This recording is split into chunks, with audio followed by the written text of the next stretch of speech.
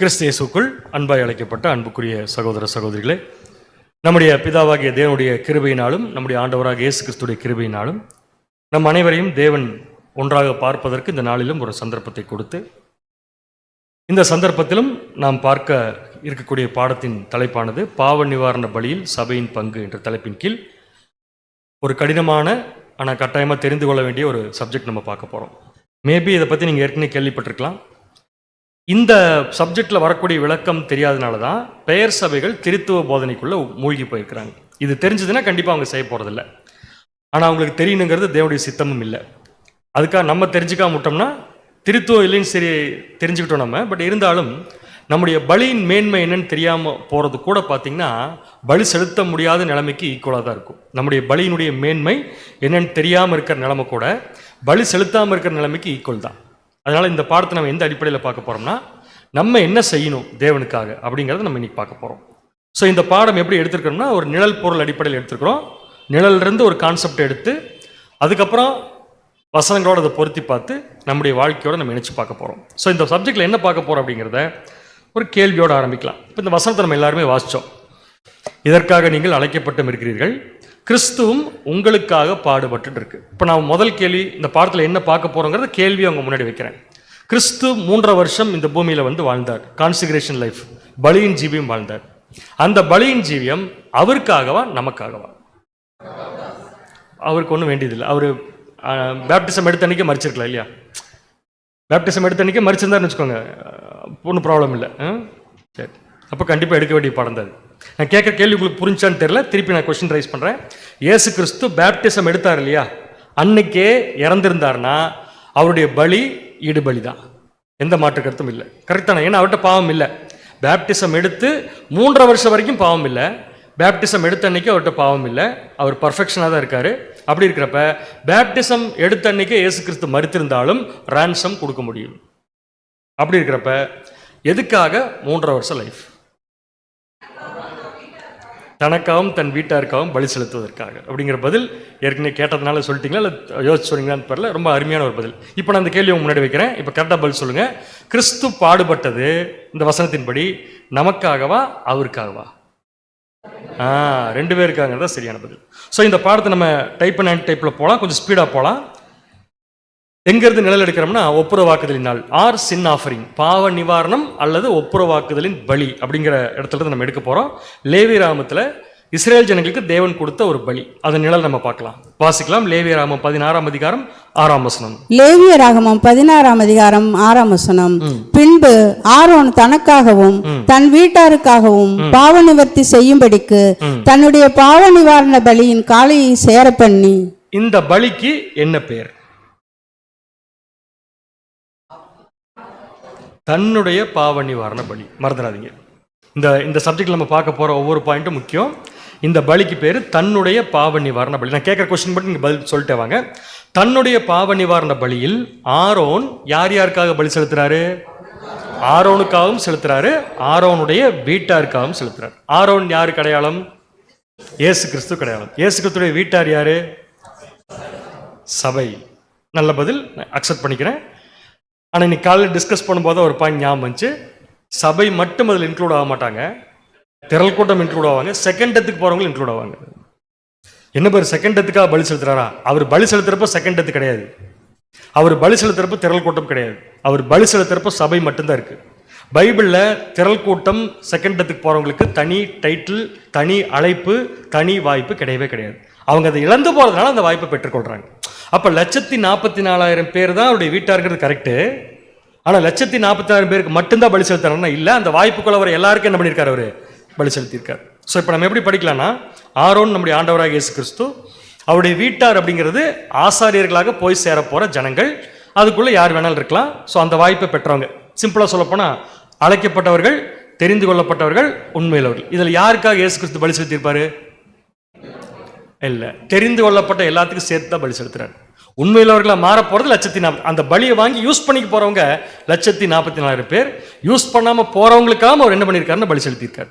So தெரிந்து கொள்ளப்பட்ட எல்லாத்துக்காகவும் சேர்த்து என்ன பண்ணியிருக்காருன்னா, நம்முடைய ஆண்டவர் தனக்காகவும் செலுத்தி தன்னுடைய வீட்டாருக்காகவும் பலி செலுத்தியிருக்கார். ஸோ இந்த சாக்ரிஃபைஸில், ஆரோன் பண்ணுற இந்த சாக்ரிஃபைஸில் தனக்காகவும் தன் வீட்டாருக்காகவும் பண்ணக்கூடிய இந்த பலியில எந்த விலங்கு அடிக்கப்படுகிறது? காளை. ஸோ இந்த காளை அடிக்கப்படக்கூடிய விஷயத்துக்குள்ள ரெண்டு பலி இருக்கு. ஒன்று ஆரோன் தனக்காகவும் தன் வீட்டாருக்காகவும். கிளியரா இருக்கா உங்களுக்கு? இந்த பலிக்கு என்ன பேரு? தன்னுடைய பாவ நிவாரண பலி. மறந்துடாதீங்க. இது மட்டும் நடந்தா நிழல்ல இஸ்ரேல் ஜனங்கள் ரட்சிக்கப்படுவாங்களா? கிடையாது.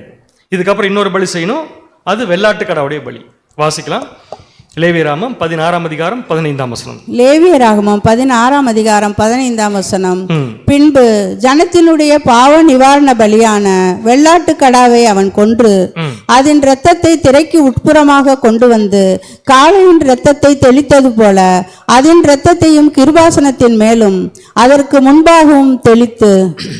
ஓகே, இந்த ப்ராசஸ் நடந்து முடிஞ்சாதான் இஸ்ரேல் ஜனங்களுக்கு ஒப்புரவாகுதல் நடக்கும். இதுக்கு முன்னாடி நடந்தது காளை பலி.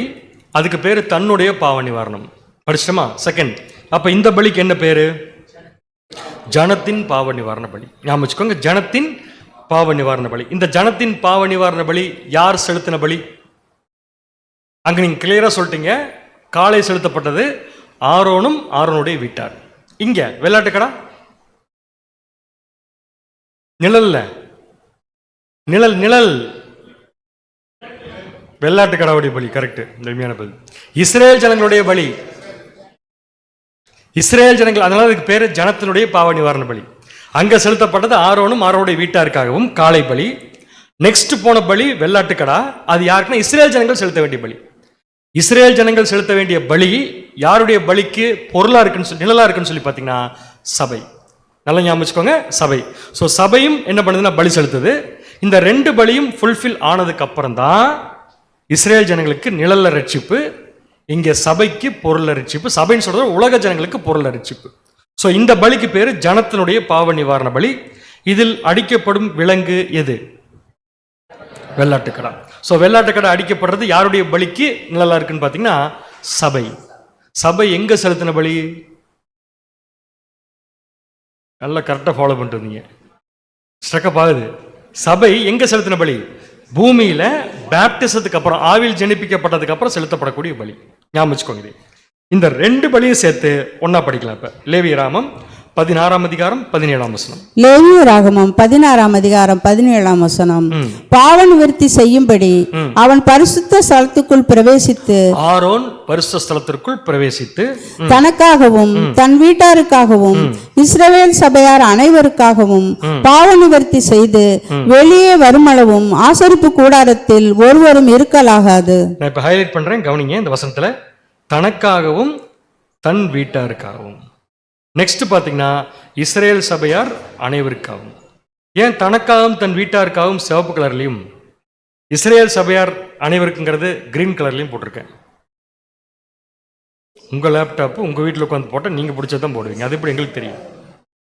ஏதோ ஒரு காரணம் எல்லாம் போட மாட்டேன். அது என்ன காரணம் கண்டுபிடிச்சிங்கன்னா சொல்லுங்கன்னு சொல்கிறேன். சூப்பர். இந்த ரெண்டு எந்த பலியில் இருக்குது? காளை பலி. இந்த பலி எந்த இருக்கு? எந்த விலங்கில் இருக்கு? வெள்ளாட்டுக்கடா. ஸோ நிழல்ல ஆரோன் செலுத்தின காளை பலியும் அங்கீகரிக்கப்படணும். அது அங்கீகரிக்கப்பட்ட அடுத்த வெள்ளாட்டுக்கடா பலி உள்ள போலாம். வெள்ளாட்டுக்கடா பலியும் காளை பலியும் அங்கீகரிக்கப்பட்டாச்சுன்னா இஸ்ரேல் ஜனங்களுக்கு அந்த ஒரு வருஷம் ஒப்புரவாகுதல் உண்டு. யார் கூட? தேவன் கூட. இது அப்படியே பொருள்ல பார்க்குறப்ப ஆரோன் யார் அடையாளப்படுத்துறாரு? நம்முடைய ஆண்டவராகிய இயேசு கிறிஸ்து. அவர் தனக்காகவும் யாருக்காகவும் பலி செலுத்தினாரு? தன்னுடைய சபைக்காகவும் பலி செலுத்தினாரு. அந்த பலி முடிஞ்சதுக்கு அப்புறம் யாரு பலி செலுத்தணும்? சபையும் பலி செலுத்தணும். சபை பலி செலுத்திருச்சுன்னா யாருக்கு அடுத்த ரட்சிப்பு? உலக ஜனங்களுக்கு. சூப்பர். அப்படின்னு இது ரொம்ப ஈஸி உங்களுக்கு. தன்னுடைய பாவ நிவாரணம் பிளஸ் ஜனங்களுடைய பாவ நிவாரணம் ரெண்டும் நிழல் நடந்து முடிஞ்சுன்னா இஸ்ரேல் ஜனங்களுக்கு ரட்சிப்பு. அப்படியே கீழே போட்டோம்னா தன்னுடைய பாவ நிவாரணத்துல கிறிஸ்து தனக்காக செலுத்தின பலியும் இருக்கு, கிறிஸ்து சபைக்காக செலுத்தின பலியும் இருக்கு. நல்லா கவனிங்க. கிறிஸ்து தனக்காக செலுத்தின பலியும் இருக்கு, கிறிஸ்து சபைக்காக செலுத்தின பலியும் இருக்கு. அது முடிஞ்சதுக்கு அப்புறம் வெள்ளாட்டுக்கடா பலி உள்ள போது அது சபை செலுத்த வேண்டிய பலி. இந்த ரெண்டு பலியும் முடிஞ்சிருச்சுன்னா யாருக்கு ரட்சிப்புனா? உலக ஜனங்களுக்கு. இது வரைக்கும் எடுத்த சப்ஜெக்ட் புரிஞ்சிருச்சுன்னா இனிமேல் புரியும். இது வரைக்கும் எடுத்த சப்ஜெக்ட் புரியலைன்னா நீங்க கொஞ்சம் ரெஸ்ட் எடுத்துக்கலாம். இதுக்கப்புறம் ஒண்ணுமே உங்களுக்கு புரியாது, அது கேரண்டி நான். ஓகே, ஸோ நெக்ஸ்ட் பாயிண்ட் போலாமா? இது புரிஞ்சிருச்சுன்னா இப்போ அடுத்த 4 கொஸ்டின் உங்ககிட்ட கேட்க போறேன். கொஸ்டின் நம்பர் 1, இயேசு கிறிஸ்து எப்படி ஒரே சமயத்தில் 2 பலி செலுத்தினார்? First question. செகண்ட் கொஸ்டின், சபைக்கு மட்டும் எதுக்கு 2 பலி? தேர்ட் கொஸ்டின், சபையின் பலி இல்லாமல் உலக ஜனங்களுக்கு ரட்சிப்பு கிடையாது. ஏன்னா இப்ப நிழல்ல பார்த்தோம் இல்லையா, வெள்ளாட்டு உள்ள போனா தான் இஸ்ரேல் ஜனங்களுக்கு ரட்சிப்பு. அப்ப சபையின் பலி இல்லாமல் உலக ஜனங்களுக்கு ரட்சிப்பு கிடையாதா? கொஸ்டின் இதெல்லாம். 4வது கொஸ்டின், பாவ நிவாரண பலியில இப்ப நம்ம படிச்சோம்ல ஒரு ப்ராசஸ், அதுல வெள்ளாட்டுக்கடா என்ற சபையினுடைய பலி இருக்கு. அந்த வெள்ளாட்டுக்கடா என்கிற சபையின் பங்கு பாவ நிவாரண பலி என்ன? இந்த 4க்கு பதில் இப்ப தெரிஞ்சிச்சுன்னா நான் இப்பவே கிளம்பி போயிடுறேன் உங்களுக்கு. கொஸ்டின் நம்பர் 1, எப்படி கிறிஸ்துவால் ஒரே சமயத்தில் 2 பலி செலுத்த முடிஞ்சு? செலுத்தினாரா? கிறிஸ்து ஒரே சமயத்தில் 2 பலி செலுத்தினாரா? எப்படி? ஒன்னு தனக்காக, இன்னொன்னு சபை. இப்ப நல்ல கவனிங்க, பலினாலே ஒரு விலங்கை கொண்டு போய் பலி கொடுக்கறது இல்லை, நம்ம கண்டுபிடிச்சிட்டோம். பலினால என்ன அர்த்தம்னா தன்னையே பலியா கொடுக்கணும். இப்ப நம்மளாம் ஜீவ பலி கொடுத்துருக்கிறோம், சாக்ரிஃபைஸ் பண்ணிட்டு இருக்கோம் நம்ம இல்லையா? அப்ப இயேசு கிறிஸ்து செஞ்சிருப்பார் இல்லையா? இயேசு கிறிஸ்து பலி செலுத்தணும்னா அவர்கிட்ட இந்த பூமியில வந்த பிறந்த ஒரே ஒரு ஜீவன் தானே, ஒரு ஜீவனை வச்சு ஒரு பலி தானே செலுத்த முடியும். எப்படி ஆண்டவர் 2 பலி செலுத்தினார்? ரொம்ப சந்தோஷம். அப்ப அவர்கிட்ட மொத்தம் எத்தனை ஜீவன் இருந்துச்சு? 2 ஜீவன். என்னென்ன ஜீவன்? பரிபூர்ண ஜீவன். பரிபூர்ண ஜீவன் என்னது? வாட் இஸ் பரிபூர்ண ஜீவன்? பாவமே இல்லாத ஜீவன். எனக்கு ரொம்ப பாவமா இருக்கு. அதான் என்ன அது என்ன ஜீவன் கேட்கறேன் நான். அது வேற ஒண்ணு இல்லைங்க. பின்பு நான் யாரை அனுப்புவேன்னு சொல்லி தேவன் கேட்டப்ப நான் போறேன்னு சொன்னார் இல்லையா? நான் போறேன்னு சொன்னப்ப தேவன் போயிட்டு வாப்பான்னு சொன்னார்ல, அப்ப அவருக்கு கொடுத்து அனுப்பிய ஜீவன்.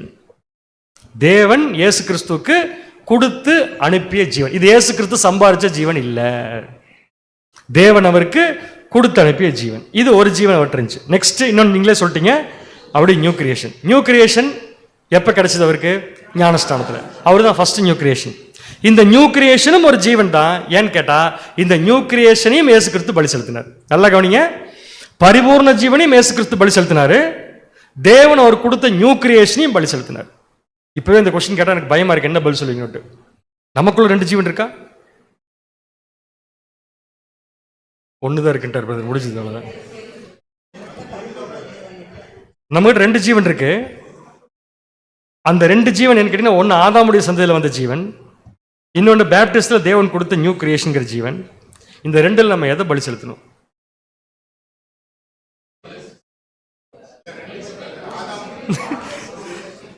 தேவன் நமக்கு ஆதாமுடைய சந்ததியில் கொடுத்த ஜீவனை பலி செலுத்தணும்னா தேவன் இதை வேண்டாப்பா நீயே வச்சுக்கொண்டுருவார், இது ஆகாத ஜீவன்றுவார்.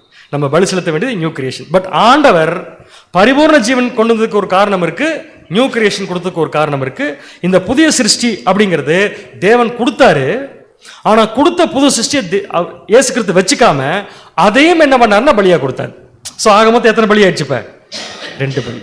அந்த நியூ கிரியேஷன் என்ன பண்றாருன்னா, இவர் தேவன் கிட்ட இருந்து பெற்றுக்கொண்டு அந்த விஷயத்தை அப்படியே தேவனுக்கு லைஃப் சாக்ரிஃபைஸா திருப்பி கொடுத்ததுனால அதுவும் ஒரு பலியா மாறிடுச்சு.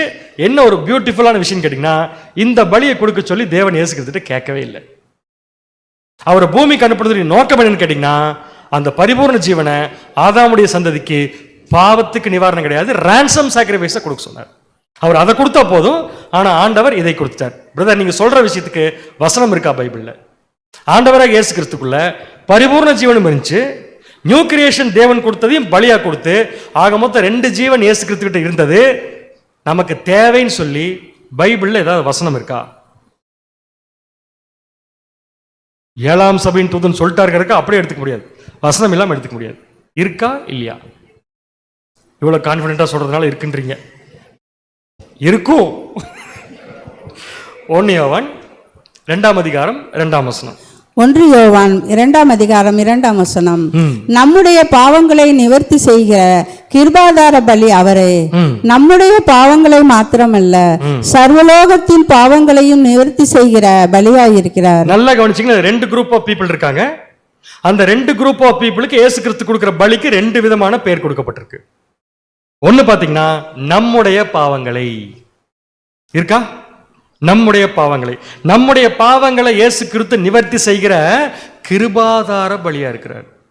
அப்ப சபைக்கு அவர் கொடுக்கிறது கிருபாதார பலி, ஞாபகம் வச்சுக்கோங்க. செகண்ட் பாயிண்ட், நம்முடைய பாவங்களை மாத்திரமல்ல. அப்ப என்டையர் வேர்ல்டுக்கு அவர் கொடுக்கிறாரா? அந்த என்டையர் வேர்ல்டுக்கு அவர் கொடுக்கிறதுக்கு பேரு பலி. சோ கிருபாதார பலி, இது பலி. இந்த பலிங்கிறத ரான்சம் சாக்ரிஃபைஸ்ங்க. கிருபாதார பலிக்கு என்ன பேருன்னு பார்த்தீங்கன்னா, அதோடைய கிரீக் வேர்ட் ஹிலாஸ்மஸ் அப்படிங்கிற கிரீக் வேர்ட், அதோடைய இங்கிலீஷ் வேர்ட் அட்டோன்மெண்ட், பாவ நிவாரணம். அப்ப இயேசு கிறிஸ்து ரெண்டு கொடுக்கிறாரு. ஒன்னு பார்த்தீங்கன்னா ransom கொடுக்கிறார் சர்வலோகத்தின் பாவத்துக்காக, சபைக்காக ஸ்பெசிஃபிக்கா இன்னொன்னு சேர்த்து கொடுக்கிறாரு. அது என்ன சொல்லி கேட்டீங்கன்னா பாவ நிவாரணம். அந்த பாவ நிவாரண பலி சபைக்கு கொடுக்கறதுக்காகத்தான் அவர் 3.5 வருஷம் தன் நியூ கிரியேஷனை சாக்ரிஃபைஸ் பண்ணியிருக்காரு. கிளியர் அது வரைக்கும்? ஸோ வசனம் இருக்கு, வசனம் இல்லாம இல்லை. அப்படின்னா இதுல 2 ஜீவன் இருக்கு இயேசு கிறிஸ்துகிட்ட. ஒன்னு பரிபூர்ண ஜீவன், இன்னொன்னு நியூ கிரியேஷன். பரிபூர்ண ஜீவன் எதற்காக, நியூ கிரியேஷன் எதற்காக? பர்பஸ். பரிபூர்ண ஜீவன் இயேசு கிறிஸ்து கொடுத்ததுனால என்ன நன்மை நடந்திருக்கு அல்லது நடக்க போகுது? நியூ கிரியேஷன் இயேசு கிறிஸ்து சாக்ரிஃபைஸா கொடுத்ததுனால என்ன நன்மை நடந்துட்டு இருக்கு? இல்ல என்ன பயன் பலன் என்னன்னு கேட்டேன் நான். எதுக்காக கேட்கல, அவர் கொடுத்துட்டாரு, நானும் சொல்லிட்டேன் ransom-னு. இது கொடுத்ததுனால என்ன பயன்பாடு கிடைச்சிருக்குன்னு கேட்கிறேன் நான். யாரோ சொல்றீங்க? முக்கியமான பாயிண்ட் தான். யார் யாருக்கெல்லாம் உயிர்த்தெழுதல் சரியான பதில். பரிபூர்ண ஜீவனை இயேசு கிறிஸ்து கொடுத்ததுனால உயிர்த்தெழுதல் கிடைக்குது. சூப்பர். யார் யாருக்கெல்லாம் உயிர்த்தெழுதல் கிடைக்குது? எல்லாருக்குமே, இன்க்ளூடிங் சபைக்கும் சேர்த்து ransom அப்ளை ஆகுது. ஸோ உலக ஜனம் மற்றும் சபைக்கு என்ன கிடைக்குதுன்னா உயிர்த்தெழுதல் கிடைக்குது. அடுத்த கொஸ்டின், நியூ கிரியேஷன் சாக்ரிஃபைஸ் பண்ணார்ல ஒரு பலி, அந்த பலியினால யாருக்கு என்ன பிரயோஜனம், என்ன பலன்? எப்படி அழகா சொன்னீங்க, அருமையா ஒரு விஷயம் சொன்னீங்க, அருமையா ஒரு விஷயம் சொன்னீங்க. என்னன்னா பரிபூர்ண ஜீவனை கொடுத்ததுனால எல்லாருக்கும் உயிர்த்தெழுதல் கன்ஃபார்ம், அதுல எந்த மாற்று கருத்தும் இல்லை, எல்லாருக்கும் உயிர்த்தெழுதல் கன்ஃபார்ம். ஆனா நியூ கிரியேஷனை பலியா கொடுத்ததுனால என்ன பிரயோஜனம் பூமிக்கு நடந்திருக்குன்னு கேட்கிறேன்.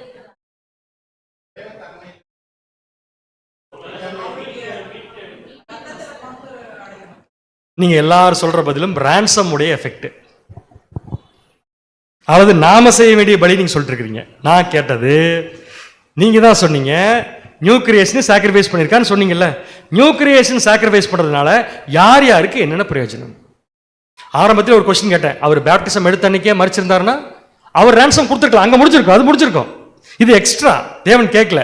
இந்த எக்ஸ்ட்ரா கொடுத்ததுனால நமக்கு என்ன பிரயோஜனம் கேட்டேன். மகிமை பெற்றுக்கொள்றது இயேசு கிறிஸ்துடைய பலியால் இல்ல, சபையுடைய பலியினால.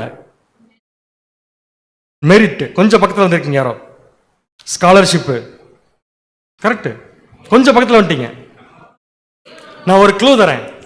நியூ கிரியேஷன் இயேசு கிறிஸ்து பலி கொடுத்ததுனால 2 குரூப் ஆஃப் பீப்புளுக்கு 2 வெவ்வேறு காலப்பகுதியில் 2 வெவ்வேறு பலன்கள் கிடைக்கும். கரெக்ட். சர்ச்சுக்கு இப்போ கண்டுபிடிச்சீங்க யாரு, வாழ்த்துக்கள், சூப்பர். சர்ச்சுக்கு இப்போ என்ன பயன்? அவங்க போய் கடையில் கத்திரிக்காய் வாங்கினாங்கன்னா 1 கிலோக்கு பதில் 2 கிலோ கொடுப்பாங்க. கரெக்ட் தானே? பலன் சொல்றீங்க, என்ன பலன்? அழியாமை. பாருங்க, திருப்பி எங்க போறீங்கன்னா அழியாமையை பெற்றுக்கொள்ள வேண்டிய நம்ம பொறுப்பு. ஆக்சுவலா இயேசு கிறிஸ்து நம்ம என்ன பண்றாருன்னா பரிபூர்ணமாக்கப்பட்ட நிலைமை கொண்டு வந்துடுறாரு. அதுக்கப்புறம் தெய்வீக சுபாவத்தை பெற்றுக்கொள்றது நம்ம கையில தான் இருக்குது. நீங்க திருப்பி அழியாமை சாகாமைக்கு போகாதீங்க. எல்லாமே அவரே பண்ணிட்டாரு, நம்ம பண்றதுக்கு என்னதான் இருக்கு? இப்ப நான் கேட்கறது நமக்கு என்ன பலன் கிடைக்குதுன்னு கேட்கிறேன். எல்லாரும் அந்த வார்த்தையை விட்டு மிச்சம் எல்லாத்தையுமே சொல்றீங்க. இல்ல இல்ல இல்ல இல்ல. பாயிண்ட் நம்பர் 1, சுவிசேஷ யுகத்துல சபைக்கு அவரால் பரிந்து பேச முடியும்.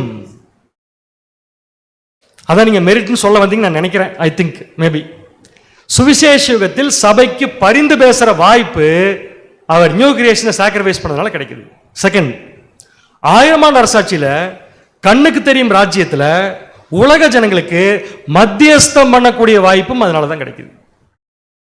1000 இயர்ஸ்ல மத்தியஸ்தம் பண்ண போறது இயேசு கிறிஸ்து தான். இப்ப சுவிசேஷத்துல சபைக்கு பரிந்து பேசுறது யாருன்னு பாத்தீங்கன்னா நம்முடைய ஆண்டவராக இயேசு கிறிஸ்து தான். இது ரெண்டுமே இயேசு கிறிஸ்துக்கு எப்படி கிடைச்சிருக்குன்னு சொல்லி பாத்தீங்கன்னா இந்த நியூ கிரியேஷனை அவர் சாக்ரிஃபைஸ் பண்ணதுனால. சோ கிளியரா புரிஞ்சுக்கோங்க, இந்த ஸ்லைட் ரொம்ப ரொம்ப முக்கியம். பரிபூர்ண ஜீவன் தேவன் அவருக்கு கொடுத்து அனுப்பின ஜீவன். அந்த கொடுத்து அனுப்பின ஜீவனை வச்சு இயேசு கிறிஸ்து பலியா கொடுத்ததுனால சபை உலக ஜனங்கள் எல்லாரும் உயிர் தெழுந்து வரலாம். எக்ஸப்ட் செகண்ட் டெத்துக்கு போனவங்களை தவிர எல்லாரும் உயிர் தெழுந்து வரலாம். நெக்ஸ்ட் பாயிண்ட், நியூ கிரியேஷனையும் அவர் பலியா கொடுத்தார் இல்லையா, அதனால என்ன பலன் கேட்டீங்கன்னா அந்த நியூ கிரியேஷன் கொடுத்ததுனால தேவன் அதை அங்கீகரிச்சு இயேசு கிறிஸ்துக்கு என்ன வாய்ப்பு கிடைக்குது, என்ன மெரிட் கிடைக்குதுன்னு சொல்லி பார்த்தீங்கன்னா சுவிசேஷத்துல தேவனோடு உடன்படிக்கை பண்ணின சபை, மேபி திரள் கூட்டம் இருக்கலாம், செகண்ட் போறவங்க இருக்கலாம், இவங்களுக்காக இயேசு கிறிஸ்து என்ன பண்றாருன்னா பிதாவாகிய தேவன் கிட்ட அட்வொகேட் ஒர்க் பண்றாரு, பரிந்து பேசுறாரு. இதே ஒர்க்குடைய பலனா 1000 yearsல என்ன பண்ண போறாருன்னு பாத்தீங்கன்னா உலக ஜனங்களுக்கும் அட்வொகேட்டா இருக்க போறது இல்ல, என்னவா இருக்க போறாரு? மீடியேட்டர். அட்வொகேட்டுக்கு மீடியேட்டருக்கு என்ன வித்தியாசம்? அட்வொகேட் கருப்பு கோட் போட்டிருப்பாரு, மீடியேட்டர் வெள்ளை சட்டை போட்டிருப்பாரு. எனக்கு ஒரு கொஸ்டின், ஏன் நமக்கு மட்டும் பரிந்து பேசுறாரு, ஏன் உலக ஜனங்களுக்கு மத்தியஸ்தம் பண்றாரு? நம்ம தேவன்ட்டு கொஞ்சம் கண்டுபிடிச்சாரு பதிலாம், இந்த டேர்ம் மட்டும் வர மாட்டேங்குது. அதுக்கு என்ன பதில்ங்கிறத இந்த சப்ஜெக்ட்ல ஓபன் பண்ண மாட்டேன், இன்னொரு நாளைக்கு பார்க்கலாம். Really super. அது ஏன் நமக்கு பரிந்து பேசுதல்? ஒரே ஜீவன் பலி கொடுத்தது, ஒரே ஜீவன், நியூ கிரியேஷன். அந்த நியூ கிரியேஷன் ஒன்ன பலியா கொடுத்ததுனால சபைக்கு மட்டும் பரிந்து பேசுற வாய்ப்பாமா, உலக ஜனங்களுக்கு மத்தியஸ்தம் பண்ற வாய்ப்பா? ஏன் இந்த டிஃபரன்ஸ் அப்படிங்கிறதுக்கு விளக்கம் கண்டிப்பா பார்க்கலாம், இப்ப இல்லை. ஆக மொத்தம் என்ன தெரிஞ்சதுன்னா, அட்டோன்மெண்ட் டேனுடைய நிழல்ல இருந்து நம்ம இப்ப எடுத்த ஃபர்ஸ்ட் கொஸ்டின், எப்படி கிறிஸ்துவால மட்டும் 2 பேருக்கு பலி செலுத்த முடிஞ்சு? கிறிஸ்து எந்த 2 பேருக்கு பலி செலுத்தினாரு? தனக்காகவும் தன்னுடைய வீட்டாருக்காகவும். சோ தன்னுடைய வீட்டாருக்கு 2 பலி ஆச்சுல மொத்தம். தனக்காக செலுத்துற பலி 1, தன் வீட்டாருக்காக செலுத்துற பலி 1, ஆக மொத்தம் 2 பலி. இயேசு கிறிஸ்து இருந்ததே ஒரு ஜீவன், அதை வச்சு எப்படி 2 பலி கொடுத்தாருன்னா, அவர்கிட்ட ஒரு ஜீவன் வரும்போது இருந்துச்சுங்க, ஆனா இங்க வந்து இன்னொரு ஜீவன் வாங்கிட்டாரு. இந்த 2 ஜீவனுமே பலியா கொடுத்ததுனால அவரால் 2 பலி செலுத்த முடிஞ்சு. அந்த 2 ஜீவனுக்கு என்ன பேரு? ஒன்னு பரிபூர்ண ஜீவன், இன்னொன்னு நியூ கிரியேஷன். பரிபூர்ண ஜீவனையும் பரிபூர்ணமா கொடுத்ததுனால எல்லாருக்கும் உயிர் தள்ளக்கூடிய வாய்ப்பு கிடைச்சது. நியூ கிரியேஷனை பலியா கொடுத்ததுனால என்ன வாய்ப்பு கிடைச்சது? சபைக்கு பரிந்து பேசுதல், உலக ஜனங்களுக்கு மத்தியஸ்தம் பண்ணக்கூடிய வாய்ப்பு பெற்றுக்கொண்டார். சோ இதான் 2 ஜீவன். இப்ப நான் போட்ட இந்த ஸ்லைட்ல அந்த பக்கத்துக்கு இந்த பக்கம் பேர் மட்டும் மாத்த போறேன். அந்த பக்கம் என்ன பேர் மாத்த போறேன்னா, இதுக்கு பேர் ஈடுபலி. ஈடுபலி. ஏன் ஈடுபலி? ஈடுபலி கொடுப்பதற்காக தேவன் கொடுத்த பரிபூர்ண ஜீவனை அவருக்கு பரிபூர்ணமா திருப்பி கொடுத்ததுனால அவரால் எல்லா ஜனங்களுக்கும் ஈடுபலி கொடுக்க முடியும். நெக்ஸ்ட் இந்த பக்கம் அது ஈடுபலி கிடையாது, ஆனா அது ஒரு பலி. சோ அந்த பலிக்கு தான் என்ன பேருனா பாவ நிவாரண பலி. இப்ப கிளியரா இருக்கு உங்களுக்கு? இதே நிலையில நேரம் இப்ப என்ன பண்ணலாம், அட்டோன்மெண்ட் டைம்குள்ள போய் பார்க்கலாம். சோ ஆரோன் தனக்காக பலி செலுத்தினார், கரெக்ட். தன் வீட்டாருக்காகவும் பலி செலுத்தினார். எதன் மூலம் பலி செலுத்தினாரு அப்படின்னு பாத்தீங்கன்னா, தன்னுடைய நியூ கிரியேஷன் பிளஸ் தேவன் கொடுத்த பரிபூர்ண ஜீவன் 2ஐ மெர்ச்சி செலுத்தி ஒரே டைம்ல அவர் என்ன பண்ணிட்டார்னா 2 பலியை செலுத்தி முடிச்சிட்டார். சோ முதல் கேள்வி என்ன? நான் எந்த ஊர்ல இருந்து வந்தேன்? ஒரே ஜீவனை வச்சுட்டு எப்படி 2 பலி கொடுத்தார்? அவர் ஒரே ஜீவன் வரும்போது இருந்துச்சு, பேப்டிஸ்ட்ல 2 ஜீவன் ஆயிடுச்சு, 2ஐயுமே கொடுத்து 2 பேத்துக்கான பலியும் என்ன பண்ணிட்டார், நிறைவேற்றி முடிச்சிட்டார். கிளியர்? இது எந்த பலியில மட்டும் பாத்தீங்கன்னா வெரி கிளியர், காளை பலி பத்தி மட்டும் தான் நான் பேசிட்டு இருக்கிறேன். நல்லா யோசிச்சு பாருங்க, இவ்வளவு நேரம் நான் பேசிட்டு இருக்கிறது காளை பலி பத்தி மட்டும் தான். காளை பலியில தான் ஆரோன் தனக்காகவும் அதை படிச்சுட்டு இருக்கணும். கிளியர் உங்களுக்கு? ஸோ நெக்ஸ்ட் கொஸ்டின், சபைக்கு மட்டும் எதுக்கு 2 பலி? சபைக்கு 2 பலியா? ஆமா, ஒன்னு கிறிஸ்துவும் சபைக்காக பலி கொடுக்கிறாரு, கரெக்ட் தானே? கிறிஸ்துவும் சபைக்காக பலி கொடுக்கிறாரு, சபையும் சபைக்காக பலி கொடுக்குது. நான் பேசுறது உங்களுக்கு புரிஞ்சா புரியலீங்களா? காளை அடிக்கப்பட்டுச்சுங்க, அதுல காளை பலி யாருடைய பலிக்கு ஒப்பா இருக்குன்னு பார்த்தோம்? ஆரோன் தனக்காகவும் தன் வீட்டாருக்காகவும். ஆரோன் யாரு? இயேசு கிறிஸ்து. இயேசு கிறிஸ்து யார் யாருக்கெல்லாம் பலி செலுத்தினாரு? தனக்காகவும் தன் சபைக்காகவும். அப்ப ஆண்டவர் காளை பலியில சபைக்காக ஒரு பலி செலுத்திட்டார். அதுக்கப்புறம் மறுபடியும் சபை தனியா பூமியில பலி செலுத்தணும். என்னுடைய கேள்வி என்ன, எதுக்கு சபைக்கு மட்டும் 2 பலி? ஒன்னு ஆண்டவர் செலுத்தணுமாமா, இன்னொன்னு அவங்கவுங்க செலுத்தணுமாமா? எதுக்கு 2 பலின்னு கேட்டேன். சகோதரி நேரம் உலக ஜனக்கு போயிட்டாங்க. நான் கேட்ட கொஸ்டின், எதுக்காக சபைக்கு மட்டும் 2 பலி? ஓகே, இப்போ நம்ம கண்டுபிடிக்க வேண்டியது என்ன, இப்படி ஒரு கொஸ்டின் கேட்குறேன். ஆண்டவருடைய பலியே இல்லை, ஆண்டவர் பலி ஆண்டவருக்காக மட்டும், அவர் அவருக்காக மட்டும் பலி செலுத்திட்டு போயிட்டார், நமக்காக மட்டும் பலி செலுத்தணும். அப்படி இருந்தா நம்ம செலுத்துற பலி தேவன்கிட்ட போய் சேருமா? சேராது. இதை மட்டும் கண்டுபிடிச்சிட்டீங்க, இந்த பதில் சொன்னீங்கன்னா எனக்கு ஓகே. அப்படின்னா இப்ப நம்ம பலி தேவன்கிட்ட போய் சேர்றதுக்கு ஆண்டவர் என்ன பண்ணியாது? இப்ப பலி செலுத்தியானும். கொஸ்டின், ஏன் சபைக்கு ஆண்டவர் ஒரு தடவை பலி செலுத்தணும், ஏன் நாம் ஒரு தடவை பலி செலுத்தணும்? நம்ம பாவத்தில் இருக்கிறோம். சூப்பர். நான் கேட்குற கொஸ்டின், நம்ம 2 பலி செலுத்துறதில்ல, நல்லா புரிஞ்சுக்கோங்க. நம்ம 2 பலி செலுத்தல, நமக்காக நாம ஒரு பலி செலுத்துறோம், நமக்காக ஆண்டவர் ஒரு பலி செலுத்துறார். என்னோட கொஸ்டின், ஆக மொத்தம் 2 பலி ஆச்சுல்ல, எதுக்கு சபைக்கு மட்டும் 2 பலி? என்னமோ பிரதர் சொல்ல வர பையன், அந்த பலியின் மூலமா தான் இந்த பலி போகுது. எந்த பலியின் மூலமா? ஆண்டவர் செலுத்தக்கூடிய பலியின் மூலமா தான் நம்ம பலி போகுது அப்படிங்கிறத நம்ம இப்ப டீட்டெயிலா பார்க்கலாம். இந்த பாட்டு தான் நமக்கு இப்ப ரொம்ப முக்கியம். ஏன்னா நம்முடைய பலியின் மேன்மை இதுக்குள்ளதான் இருக்கு. ஃபர்ஸ்ட் என்ன பண்ணலாம்னா, கிறிஸ்து சபைக்காக செலுத்தின பலி அப்புறம் பார்க்கலாம். நாம நமக்காக செலுத்துற பலி இப்ப பார்க்கலாம். சபையின் பலி. சபை எப்பொழுது இந்த பூமியில் பலி செலுத்த ஆரம்பிக்குது? ஷூர் ஷூர் பேப்டிஸ்டில் தான். இந்த கொஞ்சம் அப்படியே அங்க பாருங்க, அப்புறம் ஆசிரியர் கூடாரம் பாருங்க, பார்த்துட்டு அப்புறமா அவர் என்னை பாருங்க. சபை எப்பொழுது பலி செலுத்த ஆரம்பிக்குது? பாத்தீங்களா, மாத்திட்டீங்க பதில. சபை எப்ப பலி செலுத்த ஆரம்பிக்குதுன்னா, எப்ப சத்தியத்தை கேட்கறதுக்கு ஃபாலோ அப் கிளாஸ்க்குள்ள ஆர்வமா வந்து உட்கார்றாங்களோ அன்னைக்கு பலி செலுத்த ஆரம்பிச்சாச்சு. நமக்கு ஒரு கொஸ்டின் வரணும், அன்னைக்கு நாங்க பேசிக் சப்ஜெக்ட் கேட்க வந்து உட்கார்றப்ப நாங்க பலி செலுத்த ஆரம்பிச்சிட்டோம்னா எங்ககிட்ட இப்ப பலி செலுத்துறதுக்கு ஒண்ணுமே இல்லையே, எதை பலி செலுத்திருப்போம்? அதுக்கு ரசல்பர் சொல்றாரு, it's a original perfection. Original perfection அர்த்தம்னா, ஒவ்வொரு சகோதரனுக்குள்ளேயும் ஒவ்வொரு சகோதரிக்குள்ளேயும் ஏதோ ஒரு நல்ல குணலட்சணம் பைபிள் படிக்காமலே அவங்களுக்குள்ள வந்திருக்கலாம். இருக்குமா இருக்காதா? கட்டாயமா வந்து. அதுக்கு பேர் தான் ஒரிஜினல் பர்ஃபெக்ஷன். இங்கிலீஷ்ல சொல்றதுக்கு ஒரு மாதிரி இருக்கு, தமிழ்ல ரொம்ப பர்ஃபெக்டா இருக்கு. அதுக்கு பேரு உள்ளார்ந்த தகுதி. ஒரு தகுதியுமே இல்லாம பேசிக் சப்ஜெக்ட் கேட்க வரவே முடியாது கண்டிப்பா. அப்படியே வந்தாலும் முதல் கிளாஸோட சரி. அப்ப தேவன் எப்படி பார்க்கிறாருன்னா, ஒருத்தர் வந்து உட்கார்ந்து பலி செலுத்த ஆரம்பிக்கிறார் அப்படின்னு சொன்னாலே, ஒருத்தர் வந்து கிளாஸ் கேட்கிறார் அப்படின்னாலே, கிளாஸ் கேட்க ஆரம்பிக்கும் போதே அவங்க என்ன பண்ண ஆரம்பிச்சிட்டாங்க? பலி செலுத்த ஆரம்பிச்சிட்டாங்க. அப்படி பலி செலுத்த ஆரம்பிக்கும் போது அவங்க எதை பலி செலுத்துறாங்கன்னா, அவங்க கிட்ட இருக்கிற நல்ல கேரக்டரை பதில் செலுத்த ஆரம்பிக்கிறாங்க. ரொம்ப அழகா இதுக்கு ஒரு பேர் கொடுத்திருக்கார் ரசல்பர். வாசிங் ஆதி பரிபூர்ணத்தில் எந்த மனிதரிடமும் எஞ்சியிருக்கும் கொஞ்சத்தை மதிப்புமிக்கதாக மாற்றும் செயல்முறைக்கு நீதிமானாக்குதல் என்று பெயர். ரசல்பர் வந்து 7ஆம் சபையின் தூதன் தான் சொல்லி ஆணித்தரமா நம்புறதுக்கு அவருடைய வேர்ட்ஸ் மட்டும் போதும், வார்த்தைகள் மட்டும் போதும். நல்ல கவனிங்க, எத்தனை பேருக்கு படிக்கும்போது புரிஞ்சு எனக்கு தெரியல. இப்ப நான் திருப்பி வாசிக்கிறேன் பாருங்க. ஆதி பரிபூரணத்தில், அதாவது நம்ம வந்து இந்த பூமியில பிறக்கும் போதே பைபிள் ஸ்டூடெண்ட் கிடையாது. சில பேர் இருக்கலாம், ஆனா பல பேர் கிடையாது. பான் பைபிள் ஸ்டூடெண்ட் கிடையாது. அப்ப நம்ம ஏற்கனவே பிறக்கும் போதே நமக்கு இந்த சப்ஜெக்ட் கிடைச்சது இல்லையா? கிடைக்கிறதுக்கு முன்னாடியே தேவன் எதை பார்த்திருக்காருன்னா, நம்ம கிட்ட இருக்க ஏதோ ஒரு நல்ல குணலட்சணத்தை பார்த்திருக்காரு. அந்த நல்ல குணலட்சணத்தை தேவன் என்ன பண்றாரு? நீங்க கொடுங்கன்னு சொல்லி கேட்கிறாரு. நம்ம கொடுக்கிறோம். நம்ம கொடுத்த அந்த கொஞ்சம் நல்ல குணலட்சணத்தை தேவனே என்ன பண்றாராமா? மதிப்பு மிக்கதா மாத்துறாராமா.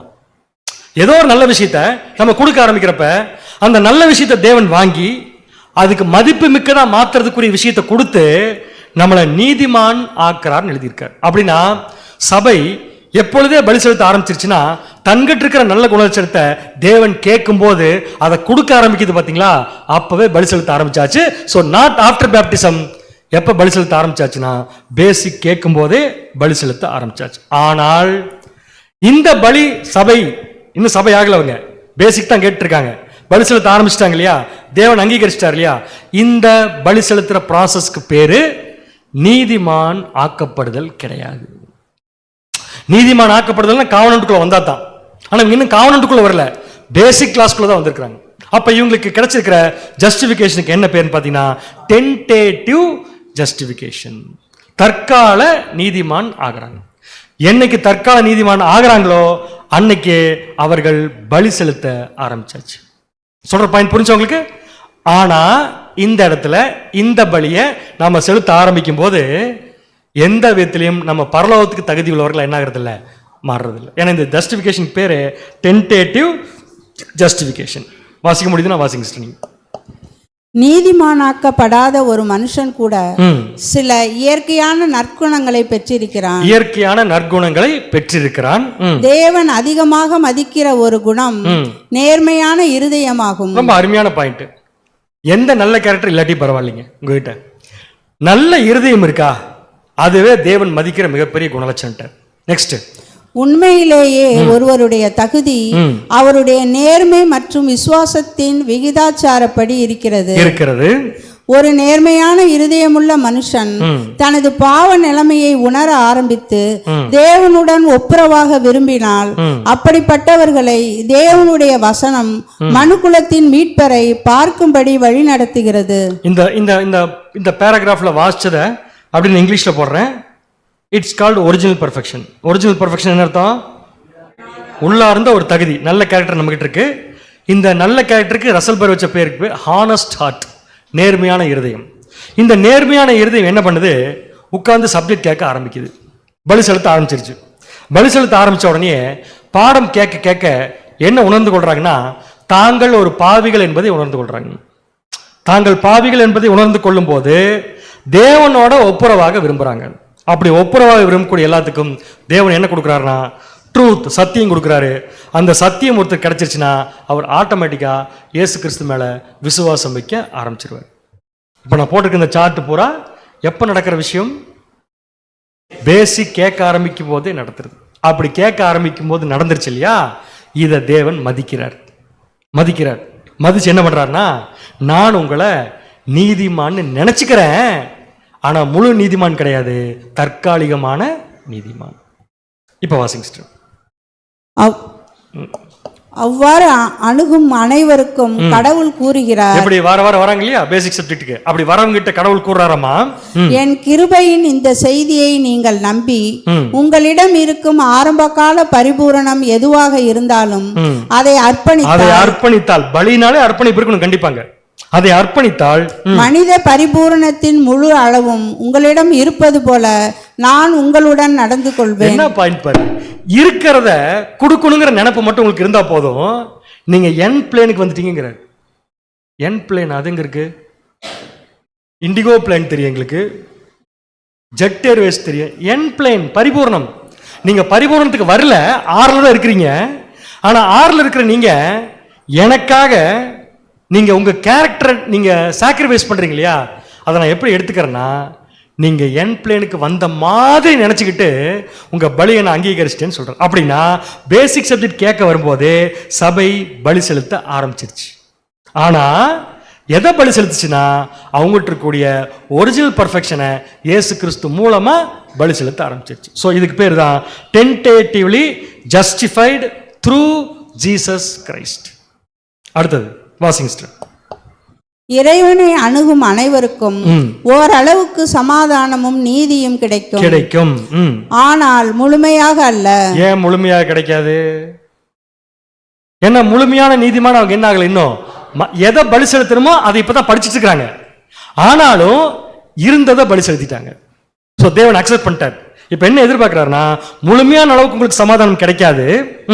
எனவே அவர்கள் தற்காலிகமாக நீதிமான்கள் ஆக்கப்பட்டவர்கள் என்று கூறலாம்.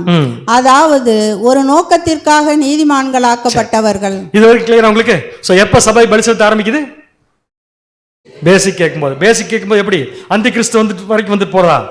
இல்ல, நம்மளாம் சொல்லியிருப்போம் தெரியுமா? பேசிக் கேட்க வரப்ப 2 சப்ஜெக்ட்ல சொல்லியிருப்போம். இந்த மாதிரி ஒரு சத்தியத்தை என்ன பண்ணதில்லை, கேட்டதில்லை. நாங்கள் சொல்லுவோம், நீங்கள் எப்படி ஃபீல் பண்ணுறீங்க? உண்மையாக சொல்கிறேன் பேர், நானெல்லாம் இந்த சத்தியத்தை கேட்காம இருந்ததுனாலெல்லாம் பெரிய பாவம் பண்ணியிருக்கேன் பேர். சொல்கிறோமா இல்லையா? அப்போ நம்ம என்ன ஒத்துக்கிட்டோம்? ஃபஸ்ட்டு ட்ரூத் நம்மளை என்ன பண்ணுதுன்னா, நான் பாவின்னு ஒத்துக்க வைக்குது. அதுவே மிகப்பெரிய பலிதான். புரிஞ்சா? இதுக்கு பேர் தற்காலிகமாக நீதிமானாக்கப்பட்ட நிலைமை அல்லது ஒரு நோக்கத்திற்காக நீதிமானாக்கப்பட்ட நிலைமை. இப்போ அடுத்த கொஸ்டின், பேசிக் சப்ஜெக்ட் கேட்க வரும்போது நம்ம போகக்கூடிய இந்த பார்ஷியல் ஜஸ்டிஃபிகேஷனுக்கு இயேசு கிறிஸ்து தேவன் கிட்ட பரிந்து பேசுவாரா? பரிதாம பாக்குறீங்க. பரிந்து பேசுவாருன்னு கேட்டா அப்படியே பாக்குறாங்க. பரிதாம தெரியவே பேச மாட்டார். ஏன் பேச மாட்டாரு? கான்சிக்ரேட். அவரும் பாருங்க, பேப்டிஸ்ட் எடுத்தா தான் மதிப்பே கொடுக்குறாரு நம்மளுக்கு. அந்த பதில் முழுமையான பதிலா இருக்காது. அந்த பதில் என்ன நான் அப்புறம் சொல்றேன் உங்களுக்கு. அவரு கொடுக்க முடியாது. ஏன்னு கேட்டா, பேசிக் சப்ஜெக்ட் கேட்க வரவங்களுக்கும் தேவனுக்கு இன்னும் உடன்படிக்கையே ஸ்டார்ட் ஆகல. அப்ப என்ன கொடுக்க முடியாது? அட்வொகேட் ஒர்க் பண்ண முடியாது, பரிந்து பேச முடியாது. அவங்களே ஜெயிச்சுதான் வரணும் அடுத்தது. அப்படின்னா ஜஸ்டிபிகேஷன் பார்சியலா கொடுத்திருக்காருல்ல, ஜஸ்டிஃபை பண்றாருல இயேசு கிறிஸ்து, அதாவது ஜஸ்டிபிகேஷன் பார்சியலா பண்றாருல. அப்ப என்ன ஜஸ்டிஃபிகேஷன் பார்சியலா பண்ணுவார்னா, அட்வொகேட் ஒர்க் கிடையாது, அதுக்கு பேரு sympathizer. He is not advocate. Advocate கிடையாது அவரு. அவர் என்னவா இருக்காருன்னு பார்த்தீங்கன்னா சிம்பத்தைசர். சிம்பத்தைசர் என்பதை சரியாக தமிழில் மொழிபெயர்த்து கூறவும் பரிந்து பேசுகிறவர். நல்லா புரிஞ்சுக்கோங்க. பரிந்து பேசுறது கூட கரெக்டா வராது. என்ன வரும்னா இரக்கம் பாராட்டுகிறவர் தான் கரெக்டா வரும். Washing strip. கர்த்தராகிய இயேசு பரிதாபம் கொள்பவர். சாரி, மாத்தி சொல்லிட்டேன். பரிதாபம் கொள்ளுவார், அவ்வளவுதான். வாசிங்க. கர்த்தராகிய இயேசு தன்னை விசுவாசிப்பவர்களுக்கு அவர்கள் அர்ப்பணிக்கப்படுவதற்கு முன்பே. எப்ப எப்ப எப்ப அர்ப்பணிக்கப்படுவதற்கு முன்னே என்ன அர்த்தம்?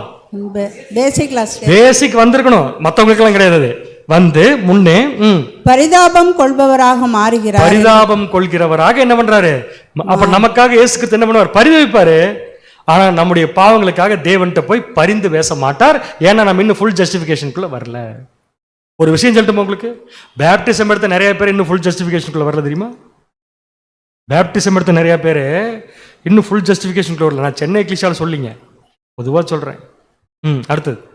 ஆனால் இந்த பரிதாபம் வழக்கருதைக்கு மிகவும் வேறுபட்டது. Completely different. பாருங்க, அப்ப கூட இயேசு கிறிஸ்துவின் கிருபை இல்லாம நம்மளால பேசிக் சப்ஜெக்ட் கூட கேட்க முடியாது.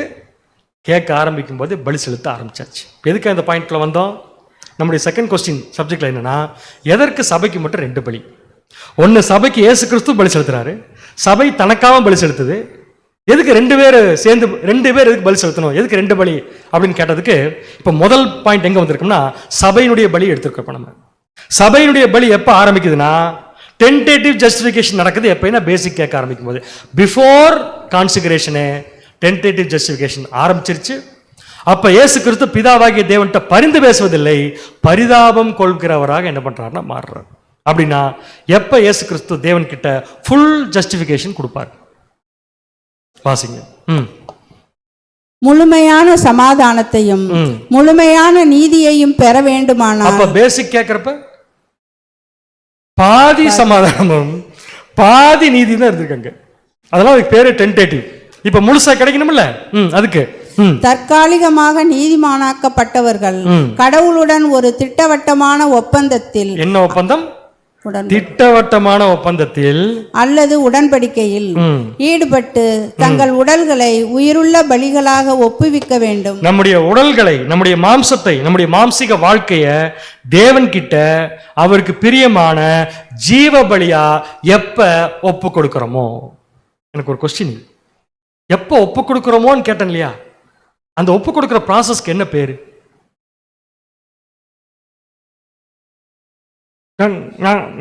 முடிஞ்சு அர்த்தங்க, சம்திங் ராங் அர்த்தம். அதான் எப்பன்னு கேட்டேன். அதான் அப்பயே ஒரு விஷயம் சொன்னேன். பேப்டிசம் எடுத்த நிறைய பேர் இன்னும் ஃபுல் ஜஸ்டிஃபிகேஷனுக்குள்ள வரல. ஒன்று சொல்லிட்டுங்களா, ஃபுல் ஜஸ்டிஃபிகேஷன் ஒரு தடவை இயேசு கிறிஸ்து கொடுத்துட்டாருன்னா சபையா மட்டும்தான் மாற முடியும். சரியான பதில் தான். அந்த பாயிண்ட் திட்டவட்டமான ஒப்பந்தம். திட்டவட்டம்னு என்ன பேர் தமிழ்ல? தமிழ்ல கன்ஃபார்ம். சரி, பரவாயில்ல இருக்கட்டும். அதாவது கம்பல்சரியா நான் பண்ணுவேன் அப்படின்னு சொல்லி போடுறோம் இல்லையா, அந்த உடன்படிக்கை தான். அப்ப என்ன கம்பல்சரியா போட்டோம்? இனிமேல் இந்த மாம்சீக வாழ்க்கை எனக்கு வேண்டாம். எந்த மாம்சீக வாழ்க்கை? ஆதாமுடைய சந்ததியில வந்த வாழ்க்கை இல்ல. ஏற்கனவே அதை வெறுத்துட்டு தான் நம்ம எங்க வரோம்? பரிபூர்ண ஜீவனுக்குள்ள வரோம். அந்த பரிபூர்ண ஜீவன் டென்டேட்டிவா கிடைச்சது பாத்தீங்களா? அது முழுசா கிடைக்க போகுது இல்லையா நமக்கு பேப்டிஸ்ட்ல? அந்த முழுசா கிடைக்க போற பரிபூர்ண ஜீவனை நான் சாக்ரிஃபைஸ் பண்றேன்னு சொல்லி யாரு வாயில சொன்னா இல்ல, திட்டவட்டமா சொல்றாங்களோ அப்பையிலிருந்து அவங்களுக்கு ஃபுல் ஜஸ்டிஃபிகேஷன் இயேசு கிறிஸ்து கொடுக்க ஆரம்பிச்சிட்டாரு. இப்பதான் ப்ராப்ளம் ஸ்டார்ட் ஆகுது. ஒன்ஸ் ஒரு சகோதரனுக்கோ சகோதரிக்கோ இயேசு கிறிஸ்து ஃபுல் ஜஸ்டிஃபிகேஷன் கொடுத்துட்டாருன்னா அதுக்கப்புறம் அவர்கள் தேவனுக்கு டைரக்டா ரிப்போர்ட்டிங். என்ன ஆகும்? டைரக்டா ரிப்போர்ட் பண்ணா நம்முடைய பலி நாமளே எடுத்துட்டு போய் டெய்லி தேவன்கிட்ட கொடுக்கணும். முடியுமா? என்ன உடன்படிக்கை யார்கிட்ட போட்டிருக்கோம்? தேவன்கிட்ட. இதுக்கு இயேசு கிறிஸ்து மத்தியஸ்தரா? கிடையவே கிடையாது. அக்ரிமெண்ட்ல இந்த பக்கம் தேவன், இந்த பக்கம் நாம. இதுக்கு பேர் திட்டவட்டமான உடன்படிக்கை. கரெக்டுங்களா? இந்த பக்கம் தேவன், இந்த பக்கம் நாம. இடையில யாராவது இருக்காங்களா? நோ. அப்ப என்னைக்கு அக்ரிமெண்ட்ல சைன் போடுறோமோ அன்னைக்கு டைரக்டா தேவன் முன்னாடி போய் நிக்கணும். நம்ம லைஃப், நம்ம லைஃப் போய் நிக்கணும். அப்படி நிற்கும் போது நம்ம செய்யற ஒவ்வொரு தப்பையும் தேவன் பார்த்தாருன்னா ஆஸ் பர் அக்ரிமெண்ட் நம்மளை என்ன பண்ணணும்? இதான் வருது தவிர வேற வர மாட்டேங்குது. அப்பவே கொல்லணும். ஏன்னா என்ன சொல்லியிருக்கிறோம்? ஜஸ்டிபிகேஷன் வாங்கிட்டோம். நாங்க எந்த கண்டிஷன்ல ஜஸ்டிபிகேஷன் இருக்கிறோமோ அதையே பலியா கொடுக்கணும்னு சொல்லியாச்சு. அதை பலியா கொடுக்கலன்னு சொல்லி சொன்னோன்னா அக்ரிமெண்ட் கேன்சல் ஆகுது இல்லையா? தேவன் போட்ட அக்ரிமெண்ட் கேன்சல் ஆனா திருப்பி டெய்லி அக்ரிமெண்ட் போட்டே இருப்பார் அவரு. ஒன்ஸ் கேன்சல் ஆனா கேன்சல். அதான் திட்டவட்டமான ஒப்பந்தம். யோசிச்சு பாருங்க. இப்படி மட்டும் இருந்ததுன்னா உண்மையாலுமே பேப்டிசம் எடுத்த நாமெல்லாம் இந்நேரம் என்ன இருப்போம்? செத்து போயிருப்போம். கரெக்ட். ஆனா இன்னும் சாகலை. ஏன் சாகலை? வாசிங்க. வேறு வார்த்தைகளில் சொல்வதானால் ஒருவர் தன் உயிரை பலியாக கொடுக்கும் ஒப்பந்தத்தில் எழுதி போட்டுக்கோங்க. நம்ம எடுத்த ஒப்பந்தத்துக்கு என்ன பேரு? மத்தவங்க பலி இல்ல, தன் உயிரை. மத்தவங்க உயிரை எடுக்கக்கூடாது. தன் உயிரை பலியாக கொடுக்கும் ஒப்பந்தத்தில் நுழையும் போது நமது கர்த்தர் அவரது இயலாமைக்கு ஏற்றவாறு ஒப்புதல் அளிக்கிறார்.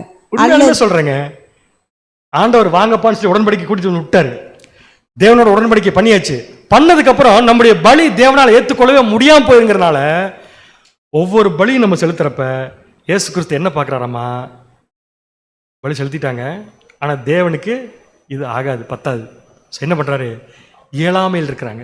அதனால இயலாமையில் எவ்வளவு இருக்கிறாங்களோ அந்த அளவுக்கு நான் என் பலியை அங்க போட்டுக்கிறேன். இதுதான் பரிந்து பேசுதல். இப்ப தொடர்ந்து வாசிங்க. அல்லது அவரது காணிக்கை ஏற்றுக்கொள்ளப்படும்படி அவரது குறைபாட்டை ஈடு செய்ய போதுமான தகுதியை அவருக்கு அளிக்கிறார். இது என்ன என்று சொல்லுங்க. இது கொஞ்சம் இருங்க, ஏதாவது ட்ரை பண்றாங்க. கொஞ்சம் இருங்க. 10 நம்ம அப்படியே ஈடிச்சா காப்பி ஆகி போச்சு. ஆக்சுவலா நம்ம செலுத்துற படி 10 கூட வரதுக்கு வாய்ப்பு இல்லை எனக்கு தெரிஞ்சு. நம்ம ஏன்னா நம்முடைய கமிட்மெண்ட் எடுத்து பாருங்க. நம்முடைய கமிட்மெண்ட்ல நம்ம 10 செலுத்திருக்குமாங்கிறது கொஸ்டின் தான். ஸோ 10ன்னு வச்சுக்கலாம். இப்போ நம்மளால எவ்வளோ செலுத்த முடியல? 90 சார். ஆக மொத்தம் தேவனுக்கு எவ்வளோ வேணும்? அதனால இயேசு கிறிஸ்து என்ன பண்றாரு? 90 கொடுத்தார். சூப்பர். நல்ல அருமையான ஃபார்முலா பேர். இப்படியே போயிடலாம், விடுங்க, லைஃப் பிரச்சனையே இல்லை. இந்த குறைபாடு உண்மையாகவே ஈடு செய்யப்படுவதில்லை. நோட் பண்ணிக்கோங்க. இந்த குறைபாடு, எந்த குறைபாடு? 90. இந்த 90 உண்மையா என்ன ஆகல? அவர் போட்டு கொடுக்கல. அதுக்கு பதிலா மாறாக அவரது தியாகத்தை சமர்ப்பிக்கவும் நீதியை அதை ஏற்றுக்கொள்ள அனுமதிக்கவும் ஒரு நோக்கத்திற்காக கணக்கிடப்படுகிறது. ஒரு நோக்கத்திற்காக கணக்கிடப்படுகிறது தான் உண்மை. இப்ப நம்ம செலுத்தின பலியை தேவன் ஏற்றுக்கொள்வாரான்னு கேட்கிறேன் நான். நம்ம செலுத்துற பலியை தேவன் ஏற்றுக்கொள்வாரா? கான்பிடண்டா சொல்றாங்க இல்லைட்டு. முழுமையை ஏற்றுக்கொள்ள முடியாது. ஆனா முழுமையை ஏத்துக்கிறாருல, முழுமையை ஏத்துக்கிட்டாருல. ஆஸ் பர் காவனன்ட் அக்ரிமெண்ட் ஏத்துக்கிட்டாரு. எப்படி ஏத்துக்கிட்டாரு? ஒரே ஒரு காரணம் தான். நமக்கு எவ்வளவு பத்தலையோ அவ்வளவு இயேசு கிறிஸ்து கொடுத்திருக்காரு. இப்ப நம்ம லைஃப் எப்படி ஓடிட்டு இருக்குன்னா இயேசு கிறிஸ்து கொடுக்கறதுல ஓடிட்டு இருக்குது. அவர் எவ்வளவு கொடுக்குறாரு? எவ்வளவு பத்திலையோ கொடுத்துட்டு இருக்காரு. சகோதரர் என்ன சொல்றாருன்னா இப்படியே கொடுத்துட்டு இருப்பாருன்னு மட்டும் நினைச்சுக்காதீங்கட்டாரு. எதுக்காக கொடுத்துட்டு இருக்காருன்னா என்னைக்காவது ஒரு நாள் இந்த ஃபார்முலா எப்படி மாறும்னா சொல்லுங்க 90 அங்க போய் 10 இங்க வந்து இது 100 மாறணுங்கிறதுக்காக. ஆனா உண்மையாலுமே தெய்வீக சுபாவத்துக்கு போறவங்களுக்கு இயேசு கிறிஸ்து கொடுக்க வேண்டிய தியாகத்தின் நம்பர் should be 0.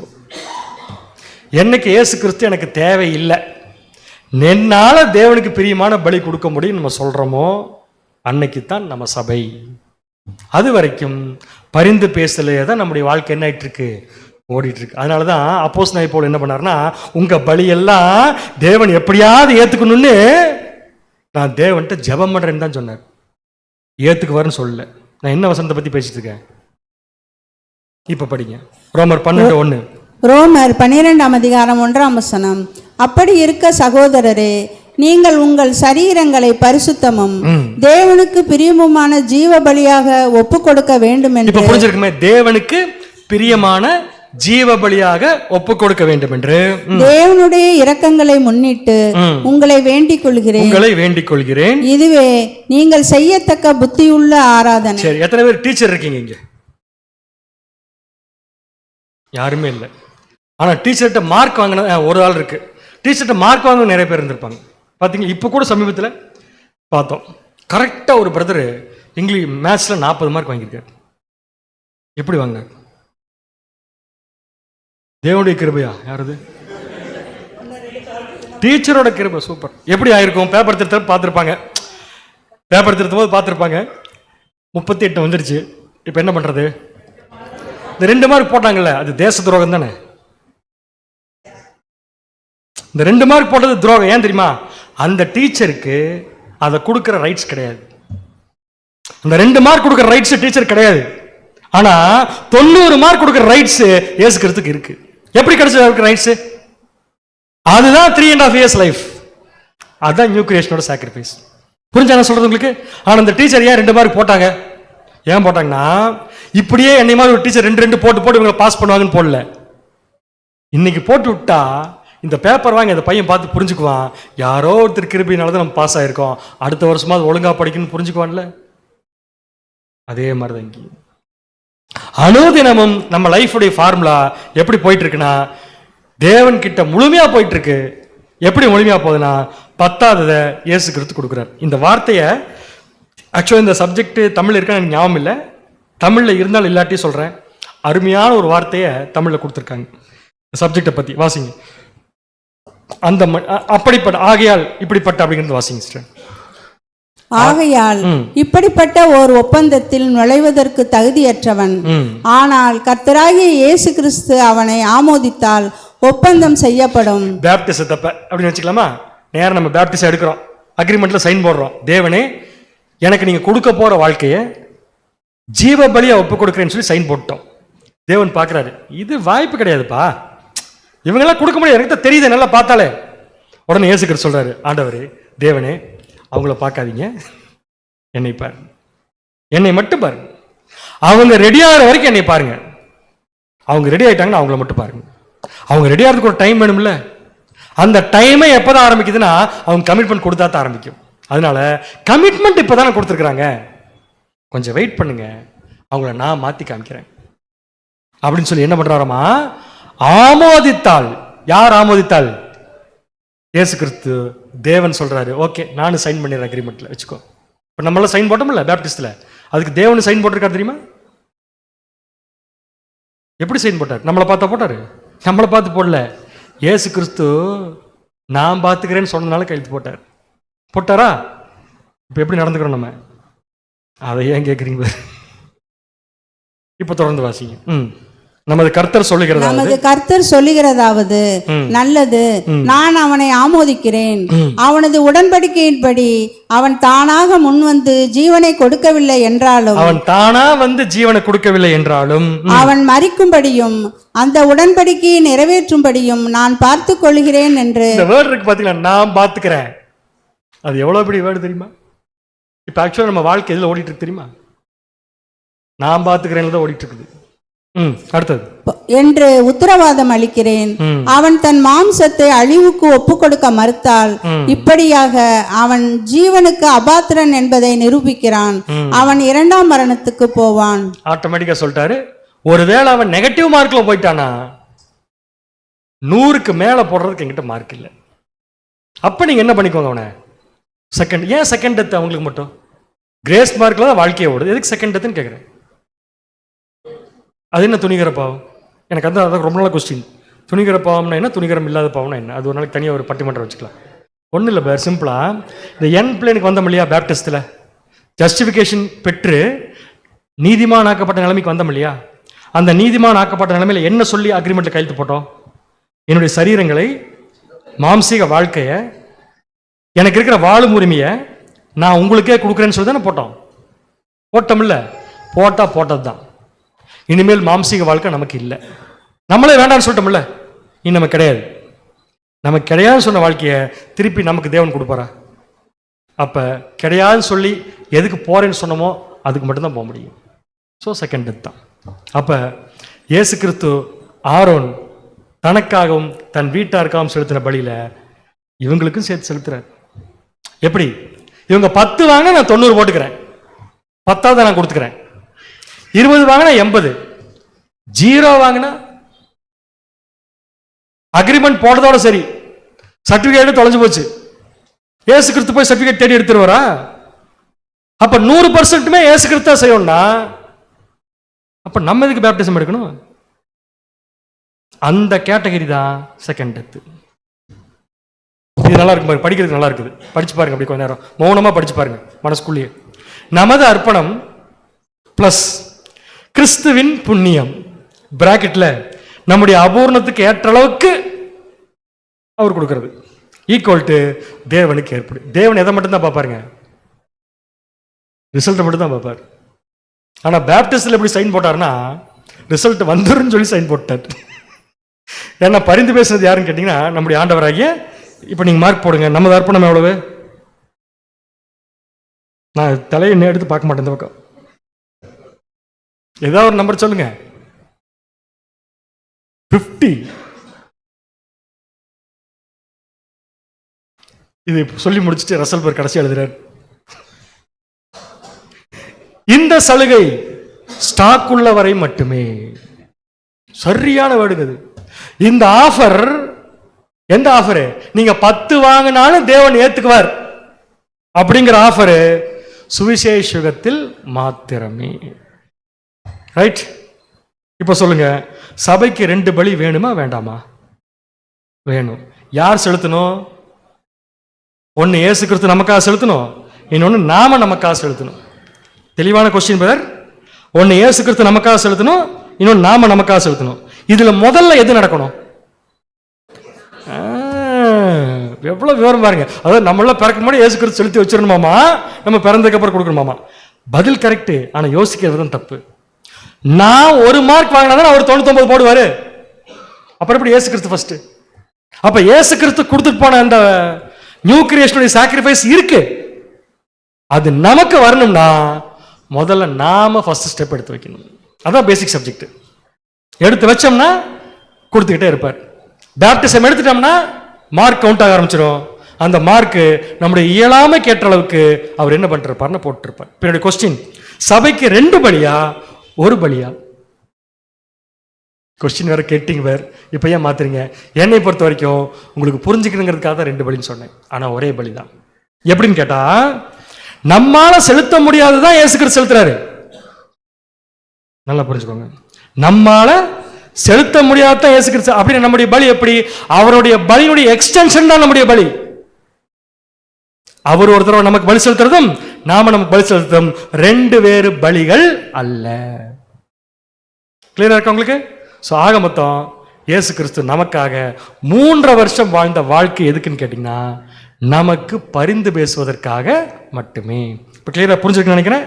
ஸோ 10 + 90 = 100.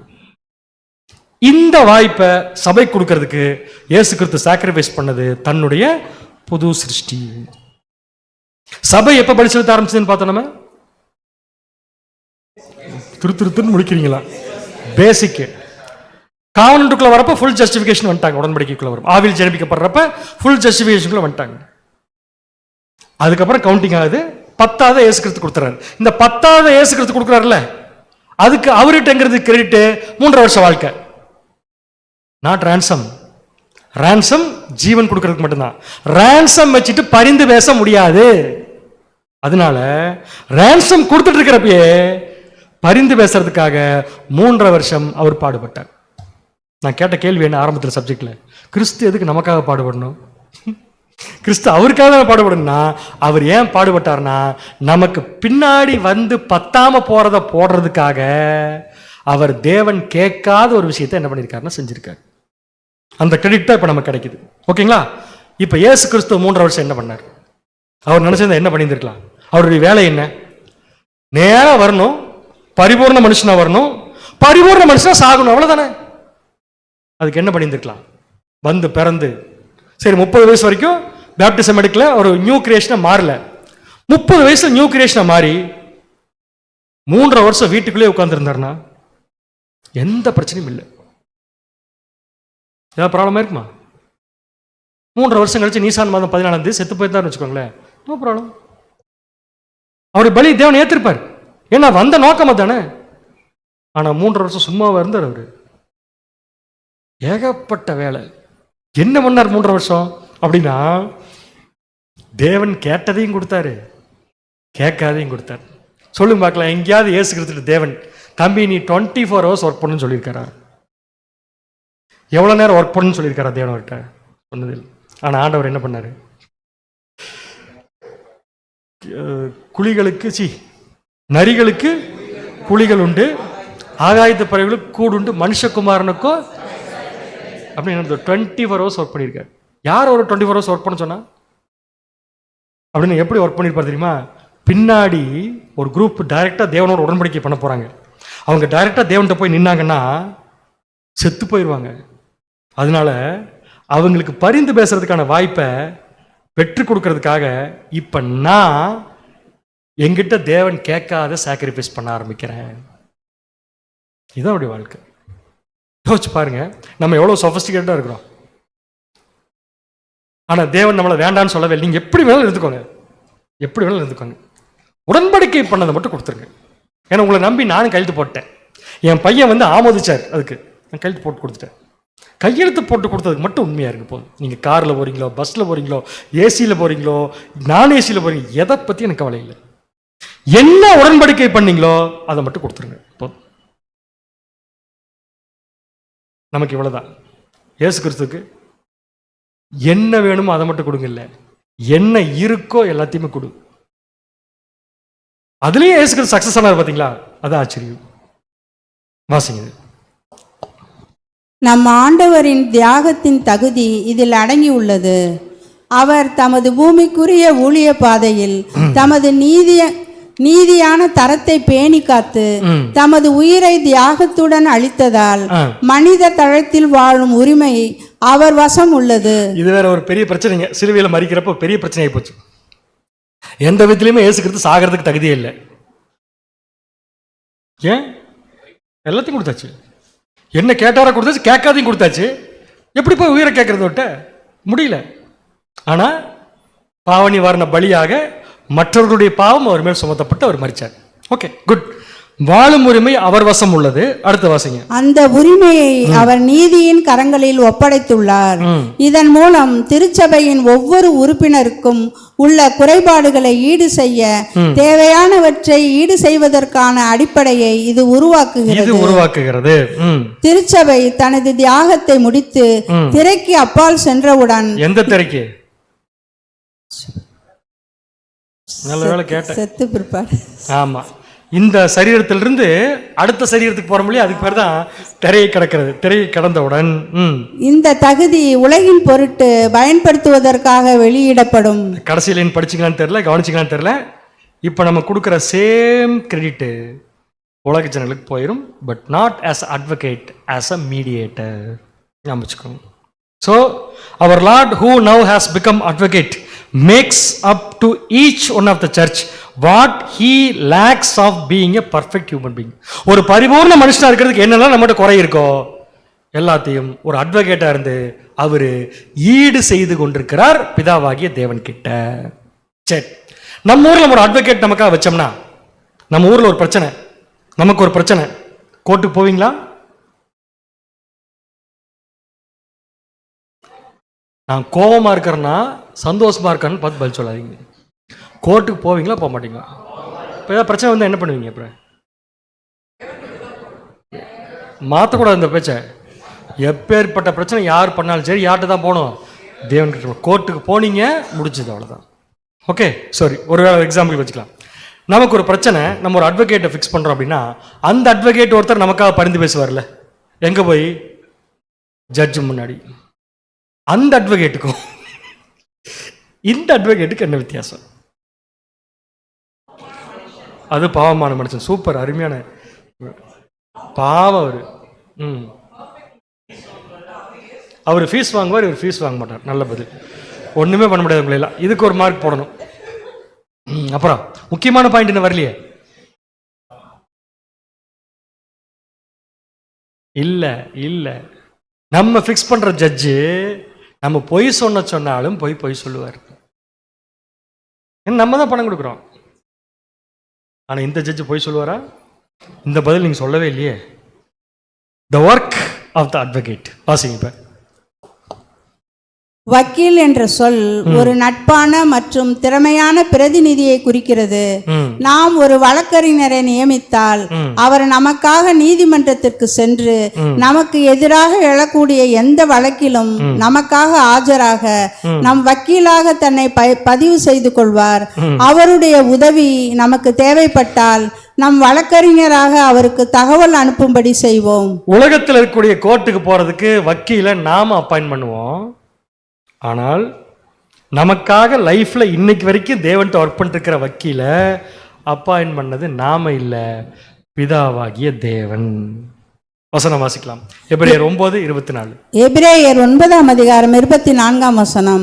அந்தபடி மெய்யான பரிசுத்த ஸ்தலத்துக்கு அடையாளமான கையினால் செய்யப்பட்டதாய் இருக்கிற பரிசுத்த ஸ்தலத்திலே கிறிஸ்துவானவர் பிரவேசியாமல் பரலோகத்திலே தானே இப்பொழுது நமக்காக தேவனுடைய சமூகத்தில் பிரதியட்சமாகும்படி பிரவேசித்திருக்கிறார். எங்க பிரவேசித்திருக்கிறார்?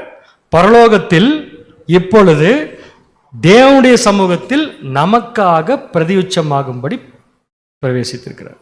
அப்ப நம்முடைய வக்கீல் யாரால நியமிக்கப்பட்டிருக்காருன்னு பார்த்தீங்கன்னா பிதாவாகிய தேவனால். பொய் சொன்ன சொல்லுவாரா? நம்ம ஒரு தப்பு பண்ணிட்டோம், தேவன்கிட்ட போய் தேவனை தப்பே பண்ணுன்னு சொல்லுவாரா? சொல்ல மாட்டார். அப்ப எப்படி பண்ணுவாரு? நம்ம பொய் சொன்னாலும் தேவன்கிட்ட என்ன சொல்லுவார்னா, அவங்க பொய் சொல்லிட்டாங்க தேவனே, ஆனா இந்த ஒரு தடவை மன்னிச்சிருங்க, ஏன்னா பொய் சொல்லாம நான் பார்த்துக்கிறேன். நான் பார்த்துக்கிறேங்கிற வார்த்தை எத்தனை தடவை ஒரு நாளைக்கு இயேசுக்கிறது யூஸ் பண்ணுவார்னு நினைக்கிறீங்க? அதை நான் பார்த்துக்கிறேங்கிறீங்களா? சுமாராக எத்தனை தடவை யூஸ் பண்ணுவார்னு நினைக்கிறீங்க? 7-70 தடவை. நம்ம எத்தனை தடவை தப்பு பண்ணுறோமோ, எத்தனை தடவை தேவனுக்கு பிரியமில்லாமல் பலி செலுத்துகிறோமோ, அப்போ எல்லாம் ஒரே வார்த்தை, பத்தாத நான் பார்த்துக்கிறேன். கடைசியாக சாகர அன்னைக்கு தேவன் டேஸ்கிறது போய் தேவனே நான் பார்த்துக்கிறேன்னு சொல்ல மாட்டார். அப்போஸ்தலன் போல என்ன சொல்லி முடிச்சாரு? நல்ல போராட்டத்தை ஓட்டத்தை. அப்படின்னு என்ன அர்த்தம்? இனிமேல் எனக்கு இயேசு கிறிஸ்துடைய பரிந்து பேசுதல் தேவையில்லை, அதான் ஓட்டத்தை முடிச்சேன். இது முதல் எனக்காக நீதியின் இடம் வைக்கப்பட்டிருக்கு. அப்படி இருந்தால் தான் கரெக்ட். ஸோ எதற்கு இயேசு கிறிஸ்துவால் ஒரே சமயத்தில் 2 பலி என்ன கேட்டால், அவருக்கு 2 ஜீவன் இருந்துச்சு, 2ஐயும் கொடுத்துட்டார் அவரு. சபைக்கே 2 பலி தான், 2 பலி கிடையாது, ஒரே பலி தான். ஒரு பலியினுடைய எக்ஸ்டென்ஷன் தான் இன்னொன்று. ஒன்று கிறிஸ்து நமக்காக செலுத்தினது, இன்னொன்று நாம் இப்போ செலுத்திட்டு இருக்கிறது. ஸோ நம்ம செலுத்துறது 10, அவர் நமக்காக கொடுக்கறது 90 எடுத்தாச்சுன்னா, 90 கொடுக்கறதுக்கு இயேசு கிறிஸ்து என்ன பண்ணிட்டாருன்னு பார்த்துட்டோம். 10 கொடுக்க நாம் என்ன பண்ணணும்னா, ரொம்ப அழகா சகோ 2 பாயிண்ட் மட்டும் பார்த்துடலாம். அதில் நாம் இந்த 10 கொடுக்கறதுக்கு எப்படி கஷ்டப்படணும் அப்படின்னா, நானே வாசிக்கிறேன். பூமிக்குரிய உரிமைகளை சபையானது பலியிடுதல். நான் சொன்னது அதே சிம்பிளான விஷயம் தான். ஒரு பர்ஃபெக்ட் ஹியூமன் பீயிங்கா இந்த பூமியில் நமக்கு இருக்கக்கூடிய நியாயமான விஷயங்களை கூட சில சமயத்தில் பலியிட வேண்டியதாக இருக்கு. எப்படின்னா, when we present ourselves as a living sacrifice, நாம நம்முடைய சரீரங்களை தேவனுக்கு பிரியமான ஜீவ பலியாக ஒப்பு கொடுக்கும் போது, we make consecration unto death, மரணத்தின் மூலம் உடன்படிக்கையை நம்ம செஞ்சிருக்கிறோம். and consequently if accepted, நம்முடைய உடன்படிக்கையை தேவன் கையெழுத்து போட்டார்னா, we lose forever all rights to life on human plane. நான் திருப்பி வாசிக்கிறேன், தமிழ் யாராவது சொல்லுங்க. we lose forever all right to life on the human plane. Tamil யாராவது ஒருத்தர் சொல்லுங்க எனக்கு. இதை தமிழ்ல மொழிபெயர்த்து போட்டால் அர்த்தம் கண்டிப்பா இந்த அளவுக்கு ஸ்டஃப் வரவே வராது. ஃபர்ஸ்ட் ஒன்று கேட்கட்டுமா? அப்புறம் நீங்க சொல்லுவீங்களா?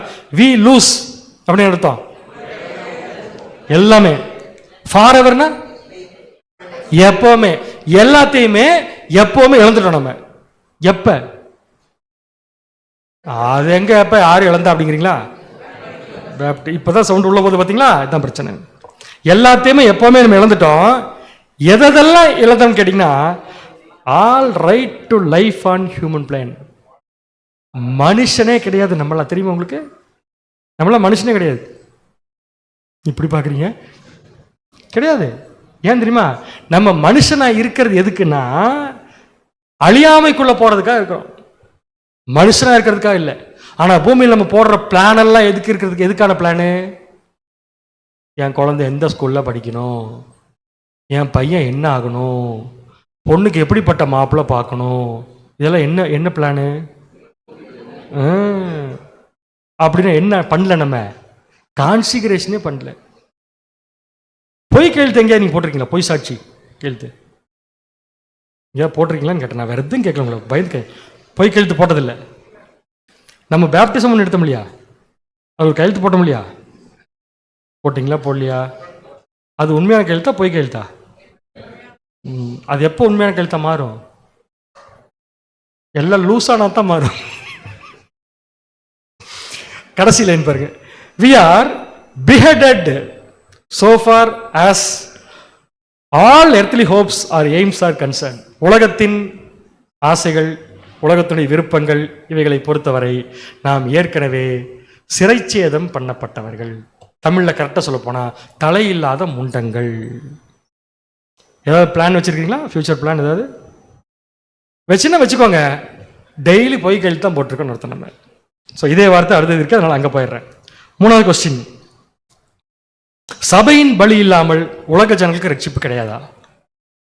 ஏன் இந்த கொஸ்டின் எனக்கு கேட்டேன்னா, நம்ம ஏற்கனவே பார்த்தோம், காளையும் வெள்ளாட்டுக்கடாவும் ரெண்டுமே ஆசரிப்பு கூடாரத்துக்குள்ள போய் தேவன் அங்கீகரிச்சா தான் இஸ்ரேல் ஜனங்களுக்கு ரட்சிப்பு. அதாவது ஆண்டவராக இயேசு கிறிஸ்து தனக்காக செலுத்தின பலி, ஆண்டவராக இயேசு கிறிஸ்து சபைக்காக செலுத்தின பலி, பிளஸ் சபை தனக்கான பலி செலுத்தினா யாருக்கு ரட்சிப்பு கிடைச்சிரும்? என்னுடைய கொஸ்டின்னா, அப்போ சபை நம்ம பலி செலுத்தாம உலக ஜனங்களுக்கு ரட்சிப்பு இல்லையா? பதில் இல்லையா? ரட்சிப்பு இல்லையா? So you are right, yes. நம்ம இல்லாமல் உலக ஜனங்களுக்கு ரட்சிப்பு இல்லை. ஆனா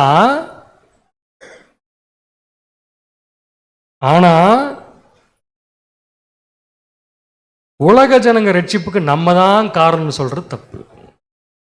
ரொம்ப அழகா எழுதிட்டார் சகோதரர்.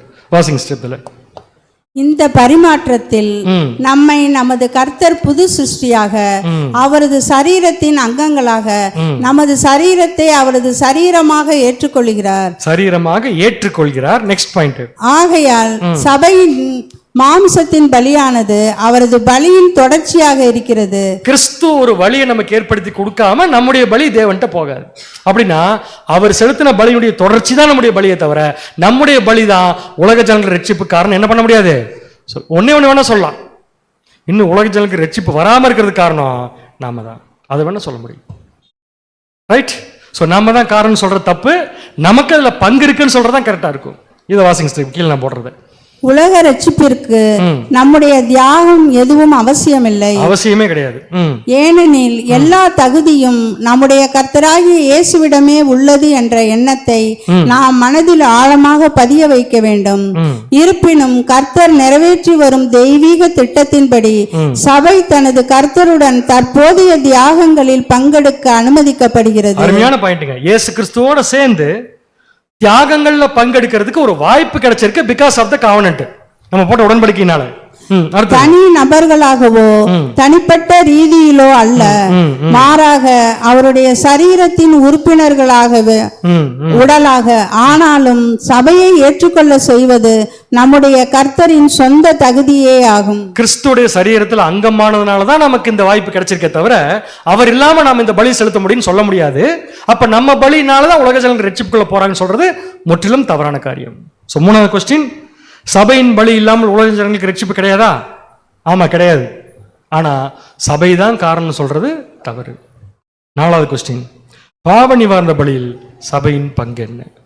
இதுதான் பாடத்தோட தலைப்பே. ஒரே லைன்ல பதில் சொல்லிட்டீங்கன்னா முடிஞ்சது சப்ஜெக்ட். அளவு நம்முடைய பங்கு என்ன? நம்முடைய பங்கு வார வாரம் ஞாயிற்றுக்கிழமை வந்து இப்படியே பரிதாபமாக எல்லா சப்ஜெக்டும் கேட்பது. நம்முடைய பங்கு என்ன? இந்த மார்க் ஒன்று போட்டோம்ல, அதை ஞாபகம் வச்சுக்கோங்க. அப்படியே நம்முடைய பங்கு என்னன்னு இப்போ சொல்லுங்க. 10. அதான் ரொம்ப சிம்பிளா முடிச்சிட்டாரு. 10 தான் பங்குட்டு. நான் சொல்ற பங்குன்னா என்டையர் பாவ நிவாரண பலி, அதாவது உலக ஜனங்களுடைய ரட்சிப்பு அதுக்குள்ள இருக்கு. அதில் நம்முடைய பங்கு என்னன்னு கேட்டேன். சகோதரர் எப்படி எழுதியிருக்காருன்னு பாருங்க, வாசிங்க. இப்ப பாவ நிவர்த்தி பலியில் சபையின் பங்கு என்னவென்றால், தனது விசுவாசத்திற்கும் கீழ்ப்படிதலுக்கும் வெகுமதியாக தனது கர்த்தருடன் தியாகம் செய்யும் பாக்கியத்தை பெறுவதே ஆகும். அருமையான பதில். பாவ நிவாரண பலியில் சபையின் பங்கு என்றால் சபைக்கு பங்கு கிடைச்சதுதான் பங்குட்டார், வேற ஒண்ணும் கிடையாது.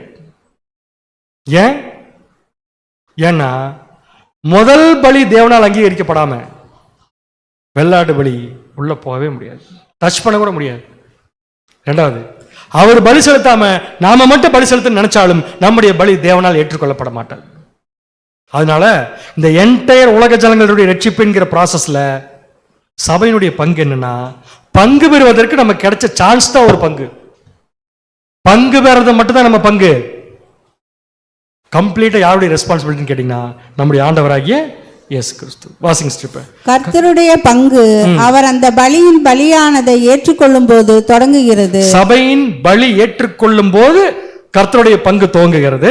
அவர் தமது திருச்சபைக்காக பொறுப்பேற்கிறார் மற்றும் அதன் வக்கீலாக தமது பராமரிப்பில் உள்ளவர்களுக்கு பொறுப்பாகிறார். சோ சபையுடைய பங்கு என்னன்னா, those who are called the church, யார் யாரெல்லாம் சபையா மாறுறாங்களோ அவங்கெல்லாம் privileged to participate in the sacrifice of the present and in the glorious work of the future. இன்னைக்கு பங்கு பெறக்கூடிய வாய்ப்பு நமக்கு. அந்த பங்கு பெறுதல் நம்ம உறுதி செஞ்சோம்னா நாளைக்கு உலக ஜனங்களுக்கு கிடைக்க போறிய மாபெரும் வாய்ப்புல நம்முடைய பங்கு இருக்கும். ஆனா எப்படி இருக்கும்னா, பங்கு பெற்றோங்கிறது மட்டும்தான் இருக்கும், நம்ம தான் காரணம்லாம் இருக்காது. அடுத்தது, உலக ஜனங்கள் ஏன் இன்னும் ரட்சிப்படையில? பாவ நிவாரண பலி முடியல. சூப்பர், யாரும் சொல்லிட்டீங்க, கரெக்ட். ஏன் முடியல? இன்னும் இந்த சப்ஜெக்ட் முடியல தானே காரணம். ஏன் முடியலன்னு கேட்டேன். அதுக்கு ஒரு விளக்க சகோதரர் எழுதியிருக்காரு பாருங்க. இதை வாசிருங்க, நான் உங்களை டிஸ்டர்பே பண்ண மாட்டேன். வாசி முடிச்சதுக்கு அப்புறம் யாரோ ஒருத்தர் எனக்கு விளக்கம் சொல்லுது. ஏ என்பவர் பியின் கணக்கில் ஒரு தொகையை செலுத்தினால் பியின் கணக்கில் அந்த தொகை வரவு வைக்கப்படும் மற்றும் ஏயின் கணக்கில் பற்று வைக்கப்படும். ஒருவருக்கு புண்ணியமாக கணக்கிடப்படுவது எதுவோ அது மற்றவருக்கு குற்றமாக கணக்கிடப்படுகிறது. நம்முடைய கர்த்தரின் புண்ணியம் இறுதியில் உலகத்திற்கு செல்ல வேண்டியது இந்த அளவுக்கு தற்காலிகமாக நம்முடைய குறைகளுக்காக கணக்கிடப்பட்டுள்ளது. நாம் உடன்படிக்கையின் நமது பங்கை நிறைவேற்றும் வரை அது விடுவிக்கப்படாது. கேள்வி, ஏன் இன்னும் உலக ஜனங்கள் ரட்சிப்புக்குள்ள வரல? அதுக்கு இதுக்கு என்ன சம்பந்தம் தான் நீ பாக்குறீங்க? சம்பந்தமே இங்கதான் இருக்கு. ஆமா, அதாவது இயேசு கிறிஸ்துகிட்ட 100 ரூபா இருந்துச்சு. அது அவர் சம்பாரிச்சது. 100 ரூபா இருந்துச்சு. இப்ப அவர் சம்பாரிச்சது பூரா இப்ப யாருக்கு தேவைப்படுது? நமக்கு. யாரும் சொல்லி பாருங்க, நமக்கு ஒரு 90, அவருக்கு ஒரு 100 தேவைப்படுது.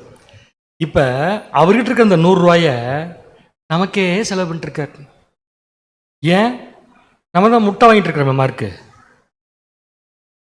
நமக்கு செலவு பண்ணிட்டு இருக்காரு. கரெக்டுங்களா? இப்போ எப்போ உலகங்களுக்கு 100 ரூபா கிடைக்கும்?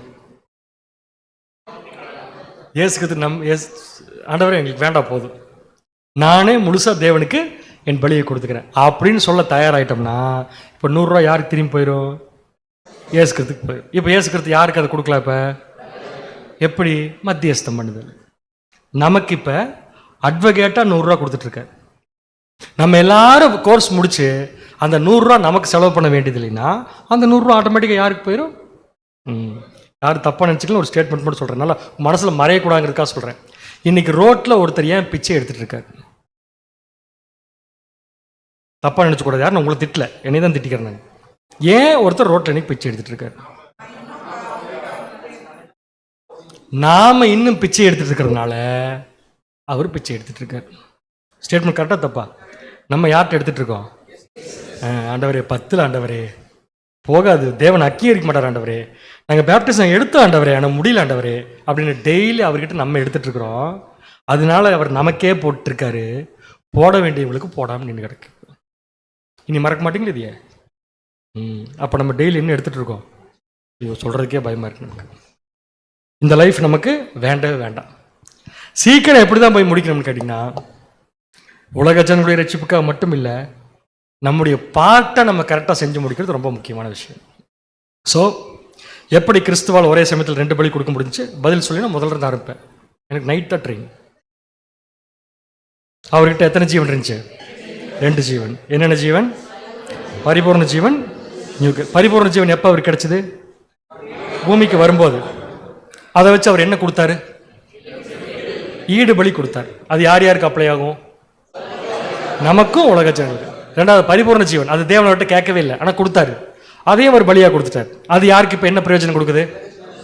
உலக ஜனங்களுக்கு மத்தியஸ்தம் பண்ணுறதுக்கும் சபைக்கு பரிந்து பேசுறது.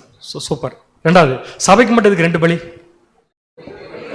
ஒரே பலி தான். ஆனால் இயேசு கிறிஸ்து கொடுத்து வச்சதில் நம்ம வாங்கி நம்ம பலி செலுத்திட்டு இருக்கோம்.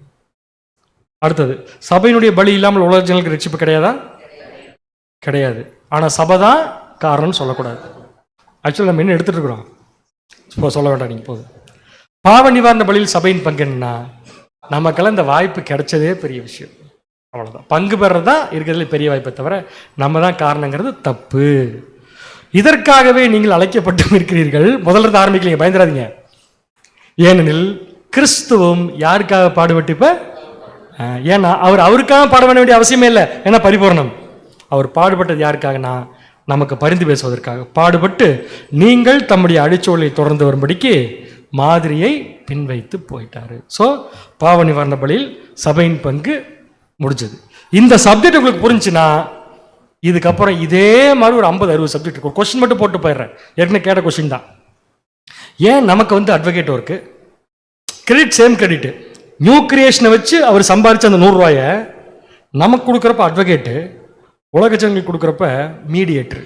ஏன் இந்த வித்தியாசம் அப்படிங்கிறதை அப்படியே மனசில் வைங்க. இப்போ அடிக்கடி வந்துருக்கல சென்னைக்கு, ஆமாம் சொல்லவே கூடாது அப்படிலாம்.